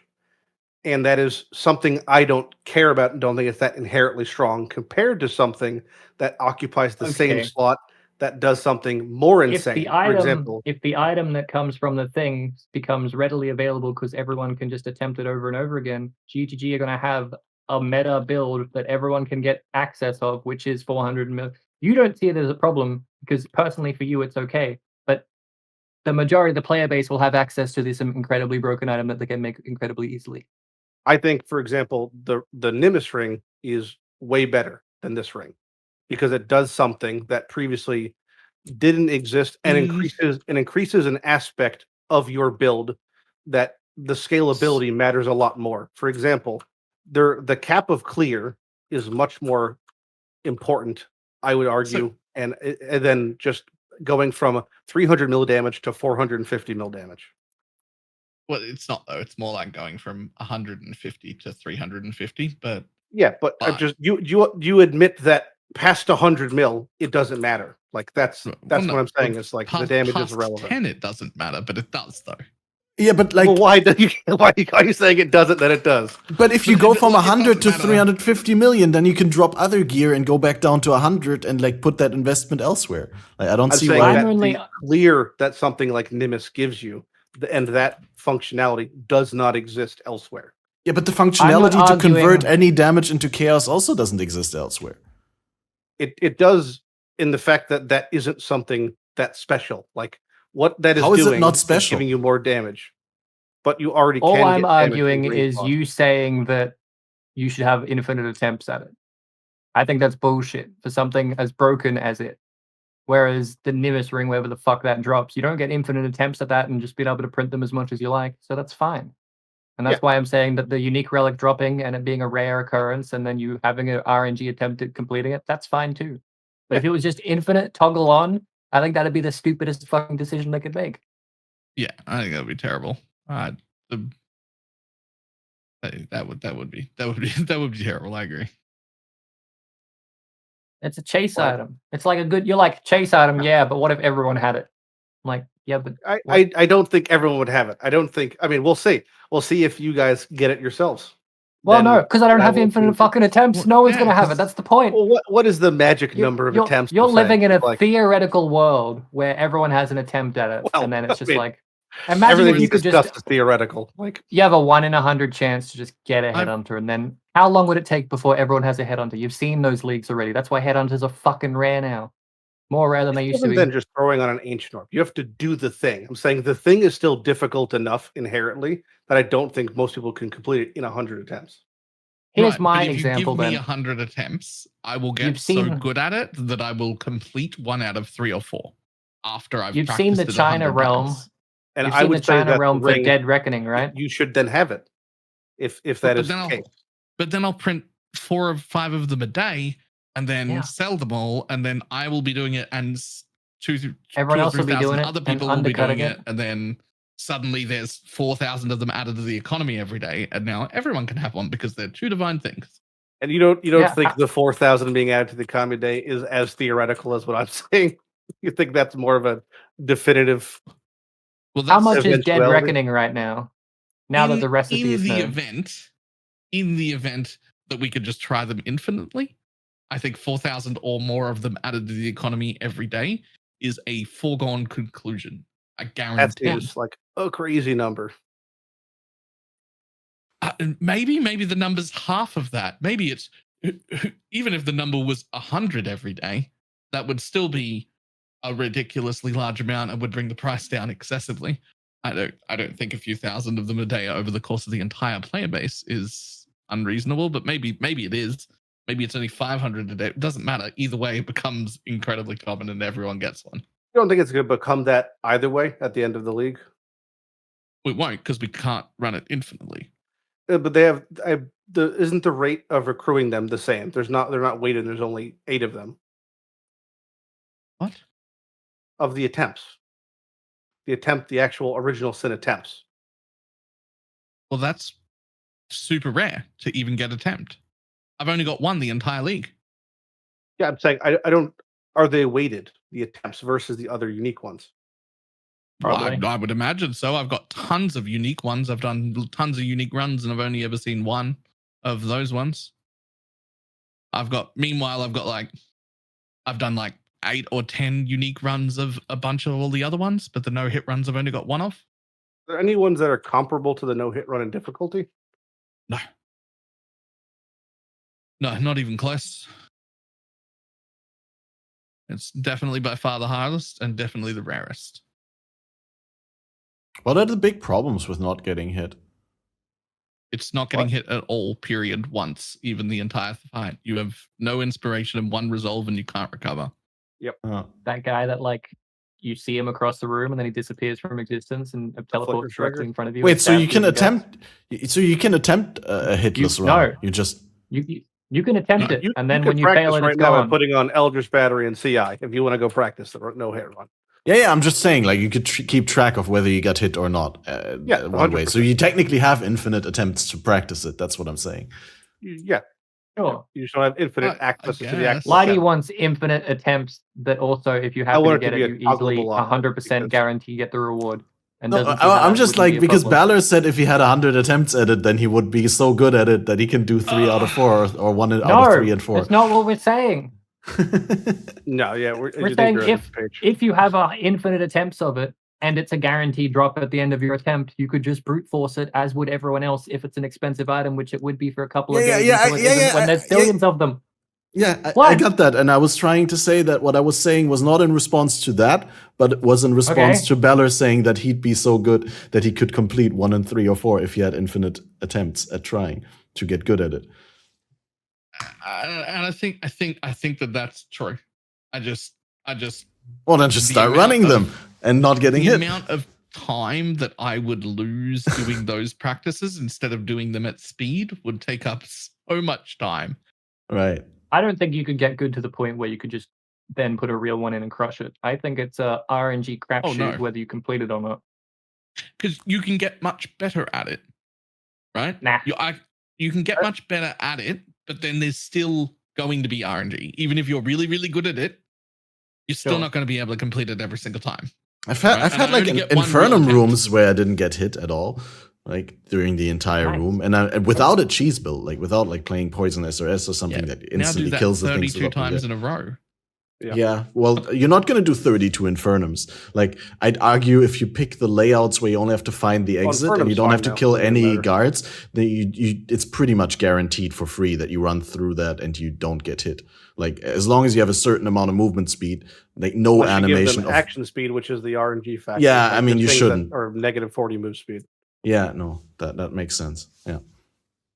Because over here, your relics do basically nothing. Anyway, this league's fun. And I'm delving for some reason.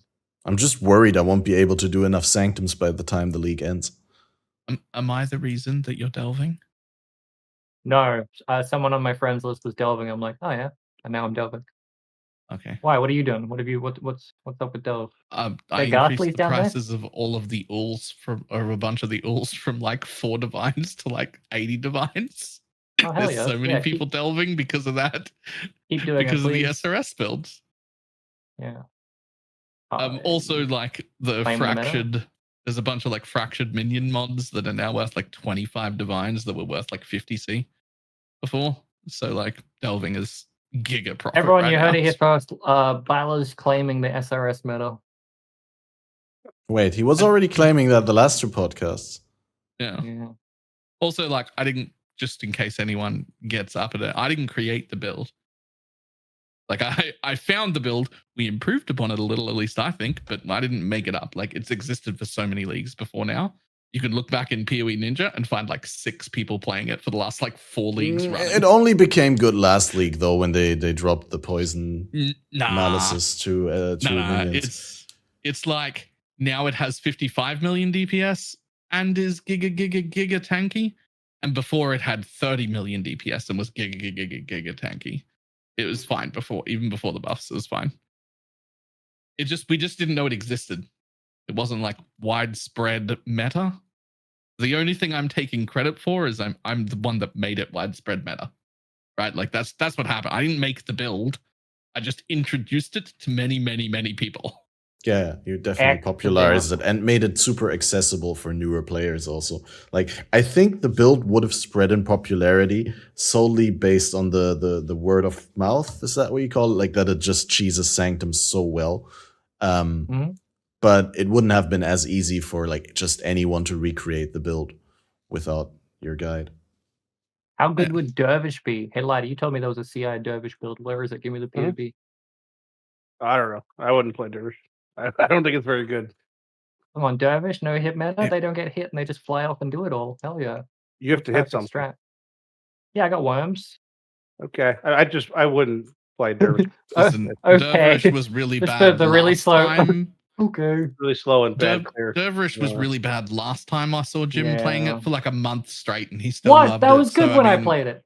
And that was it was hit still very based. bad. That was Before they hit based. buffed Yeah, Dervish is bad, but poison. what about poison Dervish? Yeah. New Dervish is shit. Hit based Dervish is crap. Worm Dervish. I just that's I mean, Dervish is fun. It just doesn't have remotely enough clear to be viable for me. fair enough.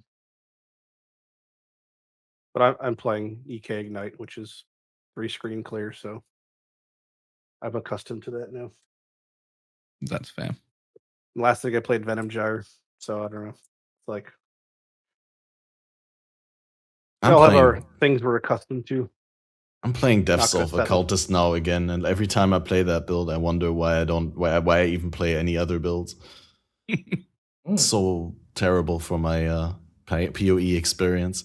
'Cause I started Blade Flurry Poison, and I really wanted to make it work, but like the amount of investment and the amount of damage that I got out of it, and mostly the playability of the build, it's so finicky. You have to reposition so many times with like movement skills and like channel up the Blade Flurry to exactly 6 stacks and then release and then manually curse something and stuff like that. And now I'm just using like fucking Caustic Arrow Death's Oath with Asanas and a Blasphemy for free with the Impresence, and I just zoom through the Sanctums, and like my Caustic Arrow curses everything with Temp Chains, and God, Temporal Chains is so good now. It's so insane. Temporal Chains and Skitterbots together in Sanctum. Oh, it's so good. How much Death's Oath damage do you have? I've always wanted to play that build. I think roughly 500,000 tooltip or something like that, but that's not accounting for Occultist Wither and Chaos Resist reduction in there. So maybe a little bit more. Slap that build guide into my DMs. I can slap you my POB into your DMs, but Sounds good. I don't have a guide yet. But it's really easy to craft the bow. We just crafted the bow the other day, and I got taught by my chat how to craft a standard CA Death's Oath bow. And it's guaranteed, and it costs like 5 Divines and 3 Exalts plus the base. And So it's very not easy. ruthless viable is what you're saying. It's a Hunter Marikath bow, yeah. You start with a non-hunter base, and then you guarantee the slam on the Paragons +1 prefix, and on the increased chaos damage over time Hunter prefix. Because that's apparently also the only non-attack Hunter prefix that you can slam. So, yeah. You basically just need to multi-mod to block the suffixes, multi-mod and cannot roll attack mods, and then slam regular X, slam Hunter X for the guaranteed 2 prefixes that you want. The only difficulty is you need a rare bow with the tier 1 dot multi suffix already. So yeah, there's a little bit of alt rolling luck involved and annulling. Wait, regular dot multi, like generic dot multi? Generic dot multi. You multi-mod after you double slam, you multi-mod the chaos dot multi from the bench and +2 support gems, and then it's a pretty good bow. Like, interestingly, like, I don't know, I previously was very much opposed to playing Death's Oath with a bow. Like, I know it's better now, right? I knew it before, like last league and stuff like that. But last time I played Death's Oath, that was before I found out how much better it is. And I was like, we're still gonna do wand and shield so I can shield charge around. And how much worse is it really gonna be? And someone else was playing it at the same time, so I was talking to them. It's not that much worse, but like getting that up to, what do I have right now? Between 80 and 90% increased chaos damage over time on the main weapon, on top of both dot multis, is so huge. Yeah. And I'm getting to the point where like Sanctums are really easy with the build, even though you don't like cheese things. You need a direct line of sight or even be in the range. But like just the damage is so overwhelming. I just died to the Beyond Sanctum boss yesterday, which is good because I learned something there. But I also lost all my rewards from the Sanctum. Just like, But luckily I cashed out the Divine end of floor 3 already, which is, a lot of people have told me that they didn't get any Divines. And apparently you can get Divines at the end of floor 3 already. I thought like if you get like Divines 20? On floor 3, that you only get it at the end of the... Yeah. Straight up cash out or what? Yeah, you can get them anywhere in floor 3 or 4. Divine show up. Yeah, but can you like get them instantly, or do you need to at least complete the floor? Because what I'm saying is, I thought that you'd have to at least you have to complete the Sanctum for the Divines, whereas they can pop up as complete the floor rewards in floor 3. So you don't even need to complete floor 4 to get your Divines. Yeah, but if you have if you have the choice between 1 Divine now or 2 Divine later, I know what I'm taking. Well, usually when you have the choice for Divines, you only have 1 choice for Divines, and the other things are crap. Like no, I've definitely seen like a triple Divine one. It's like 1, 2, 3, and it's like fuck yes. Or it was 1, 2, 2. Yeah, I'd still argue that that's not most of the times. Sure, yeah, but I mean it can happen. I'm letting you know it can happen. Yeah, and so most of the time when you see a Divine, it's like clearly the standout choice, where it's not beaten by like anything else. Do you want a Divine at the end of the floor? Do you want 20 fuse now, or do you want 10 chaos later when you complete the Sanctum? Yeah, always be Divine. Yeah, even Exiled sometimes because they're 20C. Not Exiled over Divine, obviously, but yeah. No, I'd take an Exalt. I like my Exalts now. Over a Divine? Okay, no, not over an not of course not over and over. That's what I said, and you're like, I'd take an Exalt. But yeah. Wait, right before you said not over and Divine, you said, "Oh, I take an Exalt every now and then." Yeah, but then I said not over a Divine, and you're like, yeah, but I had already committed to saying I'd take an Exalt as well. Well, you gotta think before you speak. No, I gotta listen to what you say before I speak. I'm sorry. I'm gonna stop now. You're not sorry. I know you. I just took an I'm not sorry, but I am going to stop. Sanctum. Why? Just for the main. More useful for me. Fair. Oh, yeah. Yeah, hey, man, that's how it works. I have like 30-something Divines in total, so I don't need any more Divines. I am tapped out. All right. That's the perfect segue to our future plans. What do you plan with the Divines that you're topped out on? If I need them to craft some, something, I not really using them at the moment because I'm mostly just getting Headhunter or Mage Blood first. That's the next step. That's all I'm doing now. And after whichever one I hit, I think I'm probably gonna do Headhunter this league. I did Mage Blood the last 3 leagues. So I'm gonna get one by Headhunter. I've had played with a Headhunter for like a while. I'm curious how it feels like with the new rare system, because it should be a very different feeling now. It's still very strong. I'm sure. Is it still just one mod, or is it all the mods? I think it's a lot less fun. Okay. For like 60 seconds. It is just different. Yeah, a lot of what I thought was fun about Headhunter really isn't there anymore. I'm not in love with it, but it is still very strong. Yeah, so my plan is pretty much get Headhunter, and then I'll probably re-roll an Occultist into COC Forbidden Rite, I think. Or if I hit, really it's based off of SSF, it's kind of based off of Awakened Gems. Awakened Gems are very rare now, and a lot of builds require some. Like, I'd love to play Cold Reap, but I can't unless I have Awakened Cascade. So if I get that, then I'll play that. If not, I'll probably play COC Forbidden Rite. But yeah, and then I'm just focusing. At the moment, I'm cranking out 10 Skin of the Lords a day in off reach, and I'm trying to hit specific colors with specific keystones, which is time consuming. But How many Chaylas to a Lord or whatever? how many Chayulas to a what? Yeah, are you running Chaylas or what are you doing? Yeah, How'd you get Chayulas. Yeah, you get Yeah, that. how So many? you Like, run what's breach the drop rate of them? I mean, sorry. 1 in 4, 1 in 3, probably to hit a Okay. Skin of the, and then you get chosen cards fairly often, which give you the Skin of the Lords. I've hit such amazing ones like Blood Magic and LA Equilibrium, things I don't want. But yeah, Breach feels really good with all the nodes on. Would recommend Breach and Harbinger as a wombo combo. They're right next to each other.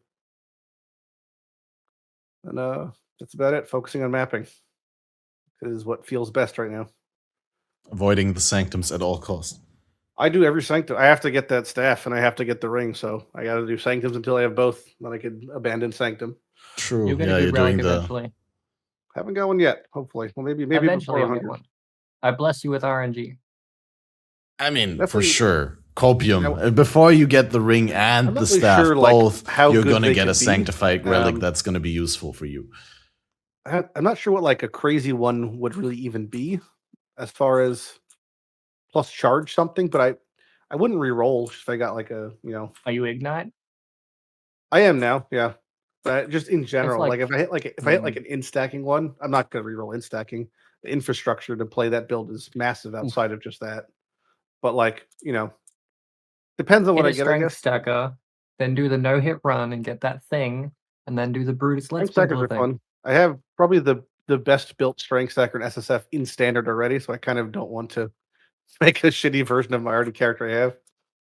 I'm interested in like certain things though. Poison SRS sounds cool, but I would have to find a covenant to play that. So I'm not gonna, if I get a covenant, Covenant is so disgustingly strong. It's maybe. Also disgustingly rare. It's like the only part of the thing that is mandatory that you can't target farm either. You just have to have it drop. Like it Yep. just has to happen. Yeah, Ancient Orbs is the best bet probably. Gwen is what? so Ancient neutered orbs now. on chest Yeah. pieces? Mhm, What? yeah, the problem is that, I mean, again, if this is your best bet of targeting it, because Gwen is unusable at the moment after the second nerf to her. She's like ridiculous. I did almost I did 3,000 Gwen in the first week and didn't hit a single remotely usable unique. So Yeah, I'm doing a it's lot of unfortunate. Gwen, and I mean, I'm doing all my Gwen and rerolls as well. I'm barely seeing any unique at all. Not even usable or Yeah, not you could usable. go, Just no uniques. A Worm's Bolt could be like a couple hundred straggly. It's kind of wild. But yeah, like Breach feels really good. Harbinger has stuff now with the fractured orbs exist. That's good. Enjoying that. Sounds good. How about you, Jim? You already hinted that you're gonna do like big videos, right? What? We can still expect the said big that? Did I content say this that? week. Yeah, Did I- you what was I committed. saying? Yeah, I backed down on that. 3 immediately. releases per week. I backed down on that. I tried to make a lot of money early on to do memes to like make mirror items and sell them with ridiculously low fees. Turns out making money early on is really hard when you suck at the game. And so I had like 3 plans, like foolproof 3 plans to make money. All of them failed consecutively in a row. And so now I'm just like delving, trying to Foolproof. pick up on Valor scraps. If you want to try that again, just come to me before the league starts. I'll give you the guarantee. I tried. I worked together with someone that's like Balor, annoying 1%. Yeah, you just took a Thing cheap himself. copy of And it just Balor. didn't work. Yeah, I know. I got a cheap copy, and everything fell apart. So now I'm doing You like ordered Balor on less Wish. extreme. I didn't know. I'm not bullying Balor. I'm saying I got someone worse than Balor. I should have gone to Balor. You're right. But now I'm just thinking up ideas as I go. So fucking gonna do Survivor's Guilt meme now that someone mentioned it, and now I'm gonna do Chaylas now that I know it's a 1 in 4. And I'm gonna do some Mythic Orb shit, which it's a terrible idea that I think GGG overlooked. They've either overlooked it, and I'm gonna make a fuck ton of money, or they've overlooked putting it in the patch notes, and I'm gonna waste a lot of money. So I'm gonna What are figure you one thing doing out. with Mythic Orbs? Because they're really heavily weighted. You'll see. Okay. It'll either go really well, and you'll see, or it will go really bad, and I just won't put the video up. All right. And Yep, I'll do a that'll do it. Polaric. Or I mean, I get the views when I do like just suffering, like when I blow $1 million on garbage. So I'll put it out anyway. How's your I'll do build a been? Polaric. It was pretty good. I like it. I swapped to your one after I did some Vow Temples because Brass is playing more of the Mischief Ignite. So Lighty's got a build, and there was one I played in the league which shall not be mentioned, which made me like enjoy it so much. Because doubling minion life on rings basically. Because the more minion life you have, the more damage you do. What's and your you just blow 'em up stone and you golem ignite life stuff. at? I can check for you. I recently got an amulet, so maybe I'm on the wrong build. I think I'm at like 360k. Ooh, nice. I don't know That's if not that's. bad. It's probably not going any higher. I'm not. My really investing into it min anymore. maxed one in that shit league only reached 400, and it was like degenerate. The I am next at upgrade is a level almost 4 in power, 500. and 500,000 I'll of my do it. stone golems. You at 500? Nice. Because I have a my timeless jewel hits 4 different 80% life nodes, and I have there's Nice. also I am leveling I right tried now to find one. exceptional in power, the or awakened in power. Yep. Hopefully I hit that. It'll be even better. I also want to do like a nice. Polaric invitation farm to prove something Polaric's that is a already known. very, very good ring. I don't really give a shit about the ring. I just want Okay. to test the farm drop rates. I mean, hey, if I make money off it, cool. I won't, but if I do, great. Whatever. I mean, That's it's it. hard to imagine you're not making money off of them because, like, aren't they If I super buy- cheap to get? No. If I And no buy- one wants like, to run get, them, right? To get the amount that I want to do, I need to spend like 200 divines. So Oh, I okay. don't think I'm making 200 divines back.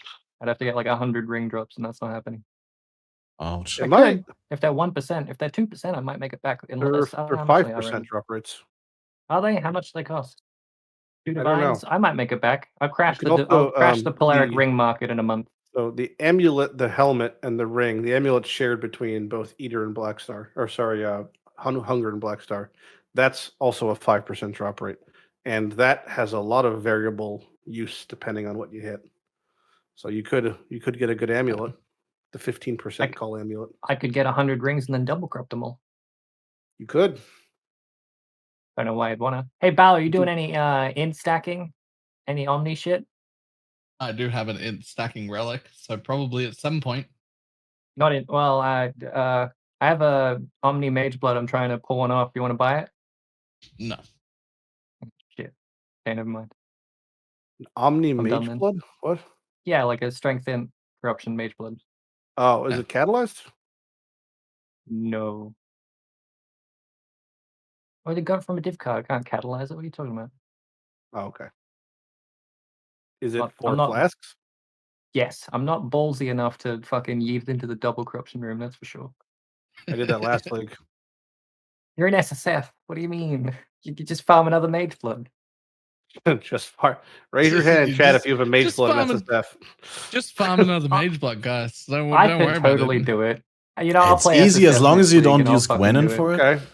This is like I am- I'll throw the gauntlet. You just said that. Let's see it. Well, it's either that or Ruthless all league. I want to play Ruthless one league, maybe next league, maybe tomorrow. Fuck.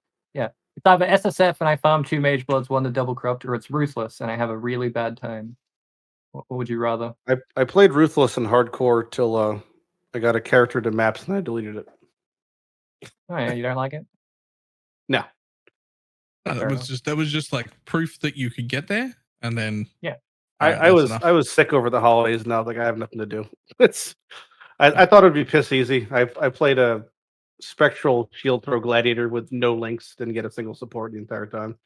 It was just like Aw, slow and sad. that's and it's like, miserable. all right, well, this is pretty much exactly what I expected this to feel like, slow and sad.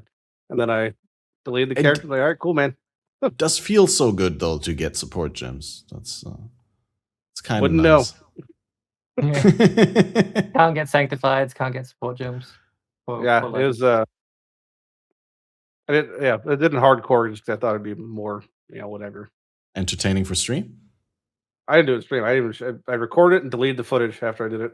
It was literally just like it was like, guys, this is stupid. I thought it'd be more fun. I thought it'd be more entertaining. Nothing happened. That's the thing. Is like, I mean, I didn't expect to die, but I just slow, you know. I, I'm not sure what they would have to do for Ruthless to be more enjoyable for me personally. I understand a lot of people enjoy it. That's obviously the most important thing. If you enjoy I it, haven't then keep played it enjoying enough to be sure that I enjoy it in the long run, or whether it's just the novelty factor, right? Like, because I've enjoyed like no magic, no rare leagues in the past, and like private leagues with like, Yeah, I mean, that we sort do a of stuff. Gucci Hobo something charity related almost every year, and it's like the problem is it's that initial struggle phase is the enjoyment, and once you Yeah. start getting things, the novelty instantly wears off because now you're just playing the normal game but kind of neutered. Yeah, Which kind is of like 20% the fun slower part That's why progression. I is the like- initial part. That's why I like Ruthless though, because Hobo's like, I got my gear, I'm in maps, I'm bored, I hate this. But like this, every stepping stone, every rare could be an upgrade. There's no like get the best thing and then I'm done in Ruthless. Yeah, it It's also everything doesn't end. could be good. So that I just keep playing. Oh, it was so much fun. I can't wait to go back. But Sanctum's too good. I don't want to quit Sanctum. My plan was to play a month of the league and don't go play have to. Ruthless, but fuck. Well, I Sanctum's think so good. I was really Ruthless, tempted though, to join ZGD's private league. Like ZGD had a private league starting on the 26th of December, where they actually deactivated trade for that private league, so you can't actually look. There's no trade indexing for that league. It's like a pure barter economy and all that. What are you gonna say, Lighty? I was saying in Ruthless, the part that I enjoyed the least was just leveling on a one link, basically. And You just if picked the wrong skill. I don't think it's going to be, even if I'm stronger, I'm still leveling on a neutered ability. Like ultimately, you know, Yep. whether it's Seismic Trap or Wintertide Brand or multiple cold dots, it's going to be like kind of the same. And if I were to get, we'll say even 2 supports to drop and they were thematic for something else, I'm going to now have to re-roll. And then I'm just wouldn't want to do that because that's the least fun part of Path for me, is the thing I've done unironically probably 1,000 times, is the same leveling process over and over and over.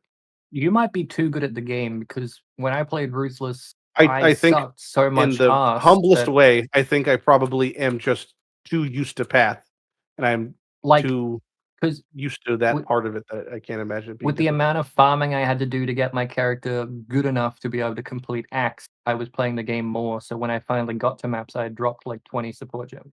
When I got to maps, I was LEW capped. That's the gear and tree I had. I was like, there was no contest, no challenge. What build were you playing? I was playing a Gladiator Spectral Shield Throw Bleed with an unlinked Spectral Shield Throw. Well, that's really easy to get resist from the tree, though. Yes, yeah, it was, and it was not a difficult task. I mean, all of my gear was pretty much magic, you know, but it had like res life.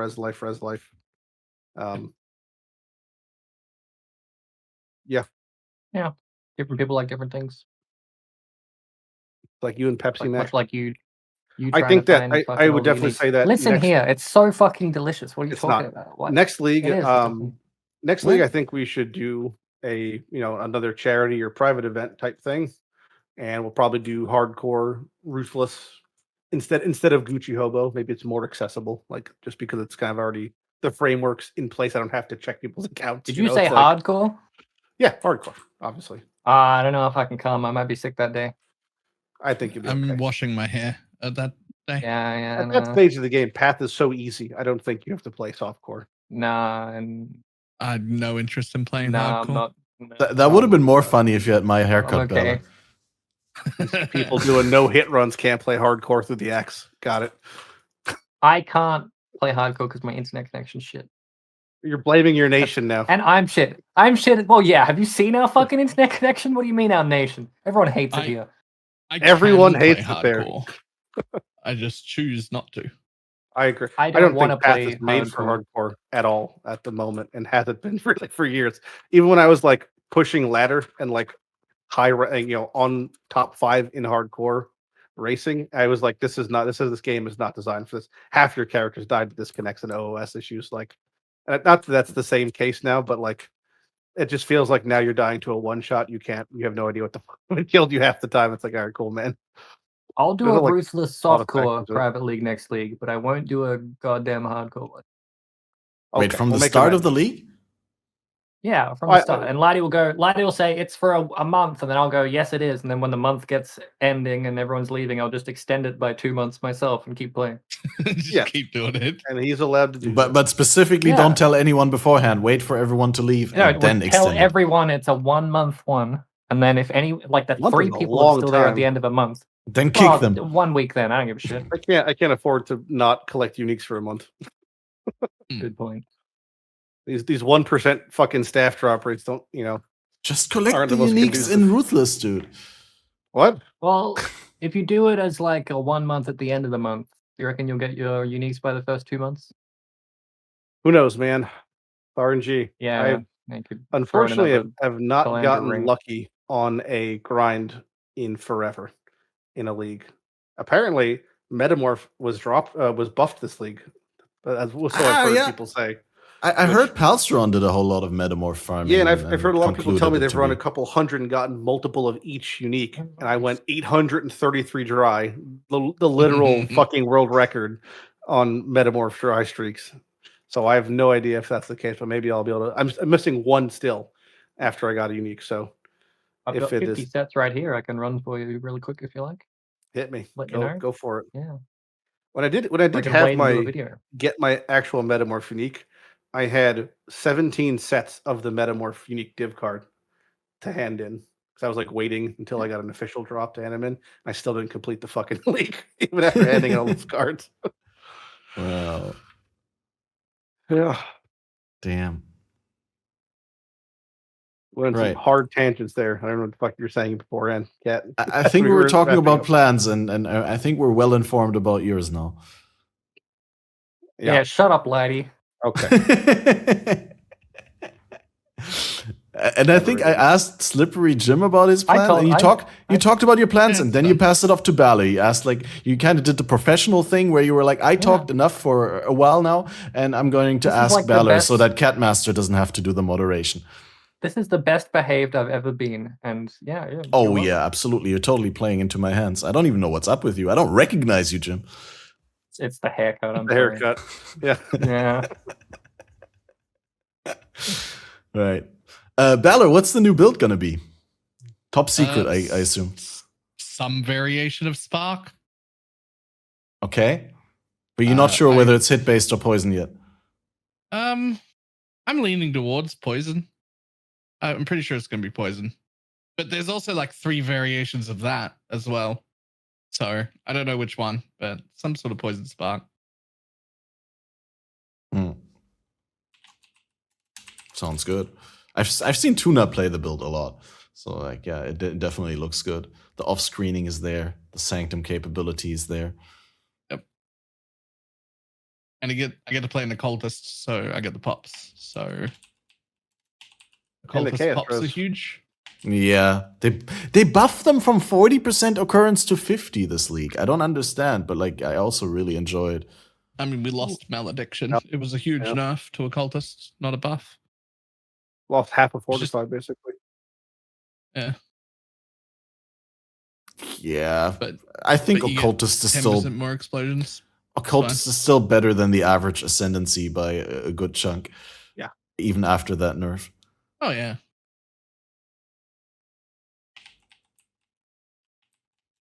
What about yourself, Kat? What are you doing?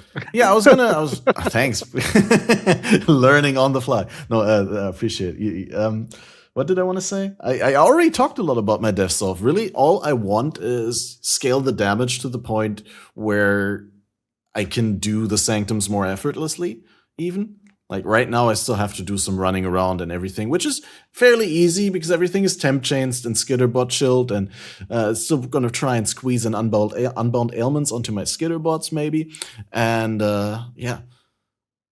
Just get it to the point where you shoot one caustic arrow and everything dies, even with the bad afflictions that make you deal less damage and make the monsters have more life and all the stuff. But I think it's within reach, honestly. And Val Caustic Arrow is just so good. Yeah, Val Caustic Arrow, oh man. I'm Craigasming so hard when I look at the tooltip and it already has 2 million plus DPS. Just on the tooltip, and that's not accounting for negative resists and all. You're running Arrow Nova on your No, I'm getting to the point where it's enough damage to put Awakened Arrow Nova is pretty spicy. Probably. I've heard that like that makes it super effortless for Sanctums because then you could, just you don't even aim anymore. You just tape the mouse to your ass and spam shit. You could also run Nimbus if you wanted. Not sure I want to. It's quite strong. The cost of a ring slot is too big. Oh, this is something I didn't mention during the Recombinator discussion. As an avid chaos damage over time player, of course, I miss the ability to be able to make Iolite rings with both the essence dot multi and the essence increased chaos damage. That was really good about Recombinators. Oh, so juicy. You can still do it in standard. You play standard, right? Who can afford Recombinators in standard? Well, they're probably cheap. They're like 40C. You think? I don't think. Don't they have like eternal orb status, like as legacy crafting currency? Expensive. Yeah, but there's like a bajillion. Nah, but they were more than that in the league at the end of it. As it was ending, they were kind of expensive. Oh, fucking standard. It was just people speculating on them being more expensive in standard. Half a divine each. Not bad. Not bad. You can still afford that. Just get a divine drop and you got two attempts. Right. Yeah. But I don't know whether I'm going to do another build after this because it's so hard. Like, this is always the ultimate build for me in softcore trade leagues because I just can't. Maybe I'll do something that does Uber bosses easier. Maybe I'll take the Blade Flurry Poison Slayer that I had. And I already have been stripping him of gear, right? Like stripping him from the Awakened gems so I could use the Awakened Void Manip on my Death's Oath. And I've sold the 6-link Covenant chest piece because I needed the divines to craft my bow and all that. But maybe I'll just turn that into an elemental attacker, starting off with elemental crit Blade Flurry because we have a fairly invested aura bot in the guild that would quadruple my DPS if I did elemental Blade Flurry. And so maybe there's a bossing build somewhere there, but probably Slayer is not the best for it. You guys been running Sanctums in a group at all? No, should we? Is that something that I have no? I'm still I don't know. I feel like in a duo at max, and you'd have to be a very like well-versed team. Like you have to, exactly. You have to be very communicative, and you have to be both. You have to both have had done a lot of Sanctums, and experience with it. Because like that'd be a fun video. You share a resolve bar, right? Like it's not like per person; it's like per party, and like so one person misbehaving. Now that would be the really cool video. Through a no-hit run. That's what I'm saying. Full party no-hit run. 6-man no-hit. Yeah, that's a challenge, Havoc, right? Not cheesing level 100 in Kalandra. Go for the 6-man no-hit challenge. No. You can't say what they did as cheesing. I mean, it was cheesing. You know, it was very highly. If you got I'm just friends memeing. Together, you wouldn't be able to do that. No, you don't even have 6 friends. No, I wouldn't even be able to get 6 people together. Down in hand, counts fingers. I mean, I could get the people I get on the podcast. I could get 6 people together from the podcast guests, but they wouldn't be able to do the highly concerted early game. I could not. I'll help you. I could not get 6 people together. We got 4 right here. What's your address, Bala? Yeah, exactly. Just tell Slippery your address, and then you already get one person. If you get another computer, then we'll have next to no difference in latency. True. Dude, that'd be so cool to do like a full 6-man party, but then everyone in the same room and like have like a stream with. I'll play one of those aura bots with like the link skill, and I'll just tie myself to your waist, so in game and in real life, those kill you, get right? away from you. The link skills kill you if you break him or someone dies. No, but like imagine instead of like having a 7th person that does a trade, you have a 7th, or like on top of the 7th person that does the trades for your 6-man group, you have an 8th person, and that person is like the dedicated commentator and streamer, and that person decides whose gameplay is shown on the screen at which point, and like whose face, and like you make it a whole like stream event, like a whole show. Oh, at that point, he's playing an RTS, and we are the little minions. Dude, I want that so bad. Yeah, let's do it. That'd be so cool. Bedpan manager, yeah, that as well. That's the 9th person. Oh no, not the bedpan manager. Just think of South Park yelling "Mom, bathroom." Yeah, I think that's the image that pops into everyone's head when we hear that in the gaming context. But yeah, I think we've all covered the plans. Is there any New Year's resolutions, guys? What are you gonna do better next year than you did this year? Make more videos. That's a good one. I'm I not actually have a promising New Year's anything. resolution. Which is? I want to have my group Iron Man and RuneScape clear raids 3. Oh yeah, That's my, dude, that's I my should New play Year's some resolution. RuneScape. That'd be sweet. I wouldn't mind. I have playing no RuneScape idea how hard sometime. that is. It's not that hard. Raid 3. It's just really the hard part is organizing 5 people to not shit the bed mechanically in a video game. Oh, mechanically in a video game, so the bedpan doesn't help. Yeah, no, it's like, imagine trying to do like a 10-man WoW raid in Discord with just strangers. That's what it feels like. It'd be an Alright. event. Sounds good. Well, I for myself, I second the more videos. That's like maybe a more organized workflow, like turning my stream content into videos more frequently on a regular basis. And also, I heard that in January they're rolling out better monetization for YouTube Shorts. So maybe it's something to look into. My one YouTube short I've done has been doing really well over the course of time. It actually like went up exponentially. Like it picked up so hard over time. Wait, I'm going to show that on stream. I think I can show that on stream. Okay, because I've the made ad a new revenue is resolution negligible. just now. It's to No only way. make PoE shorts from this point onwards. No more content no. from my channel.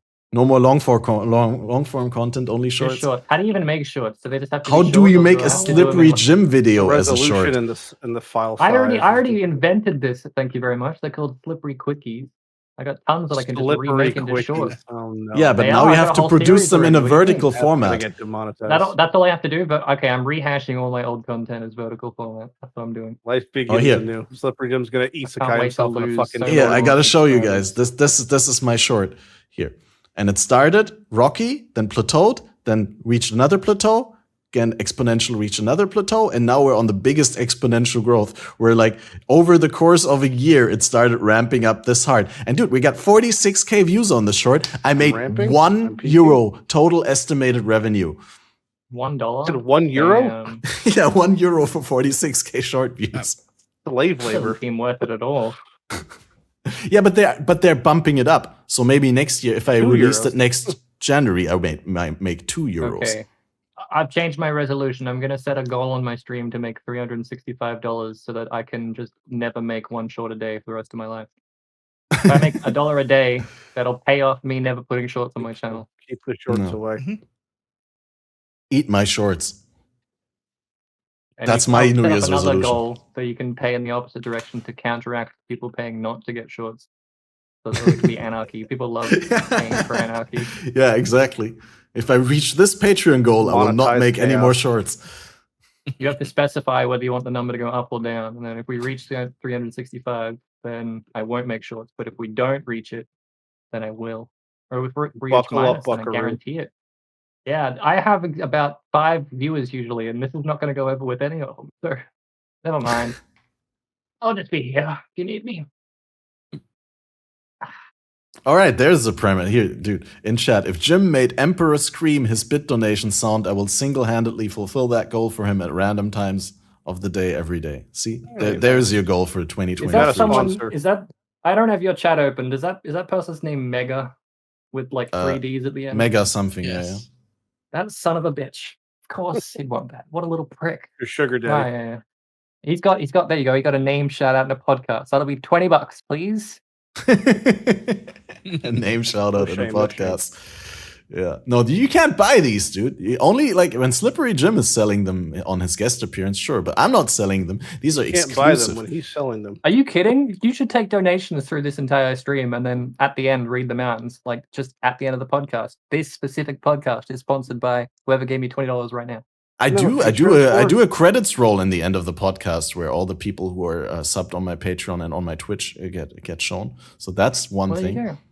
There you go. You should. But sub I've right now. thought about making like I don't know whether you watch any of the podcasts that are done through StreamYards on YouTube. Like I'm an avid watcher of Friday Night Tights and all those sort of stuff. And they always like read out super chats. And on YouTube you get that super chat feature. If you like to donate, you get like a highlighted message. And then if we were to move to YouTube, then we'd have to do that as well. Got to You follow the can't meta. say that. You're not allowed to talk about other platforms. When? That's illegal. I don't know. making Wait, that we're up. not on Twitter. Can you stream on Twitter?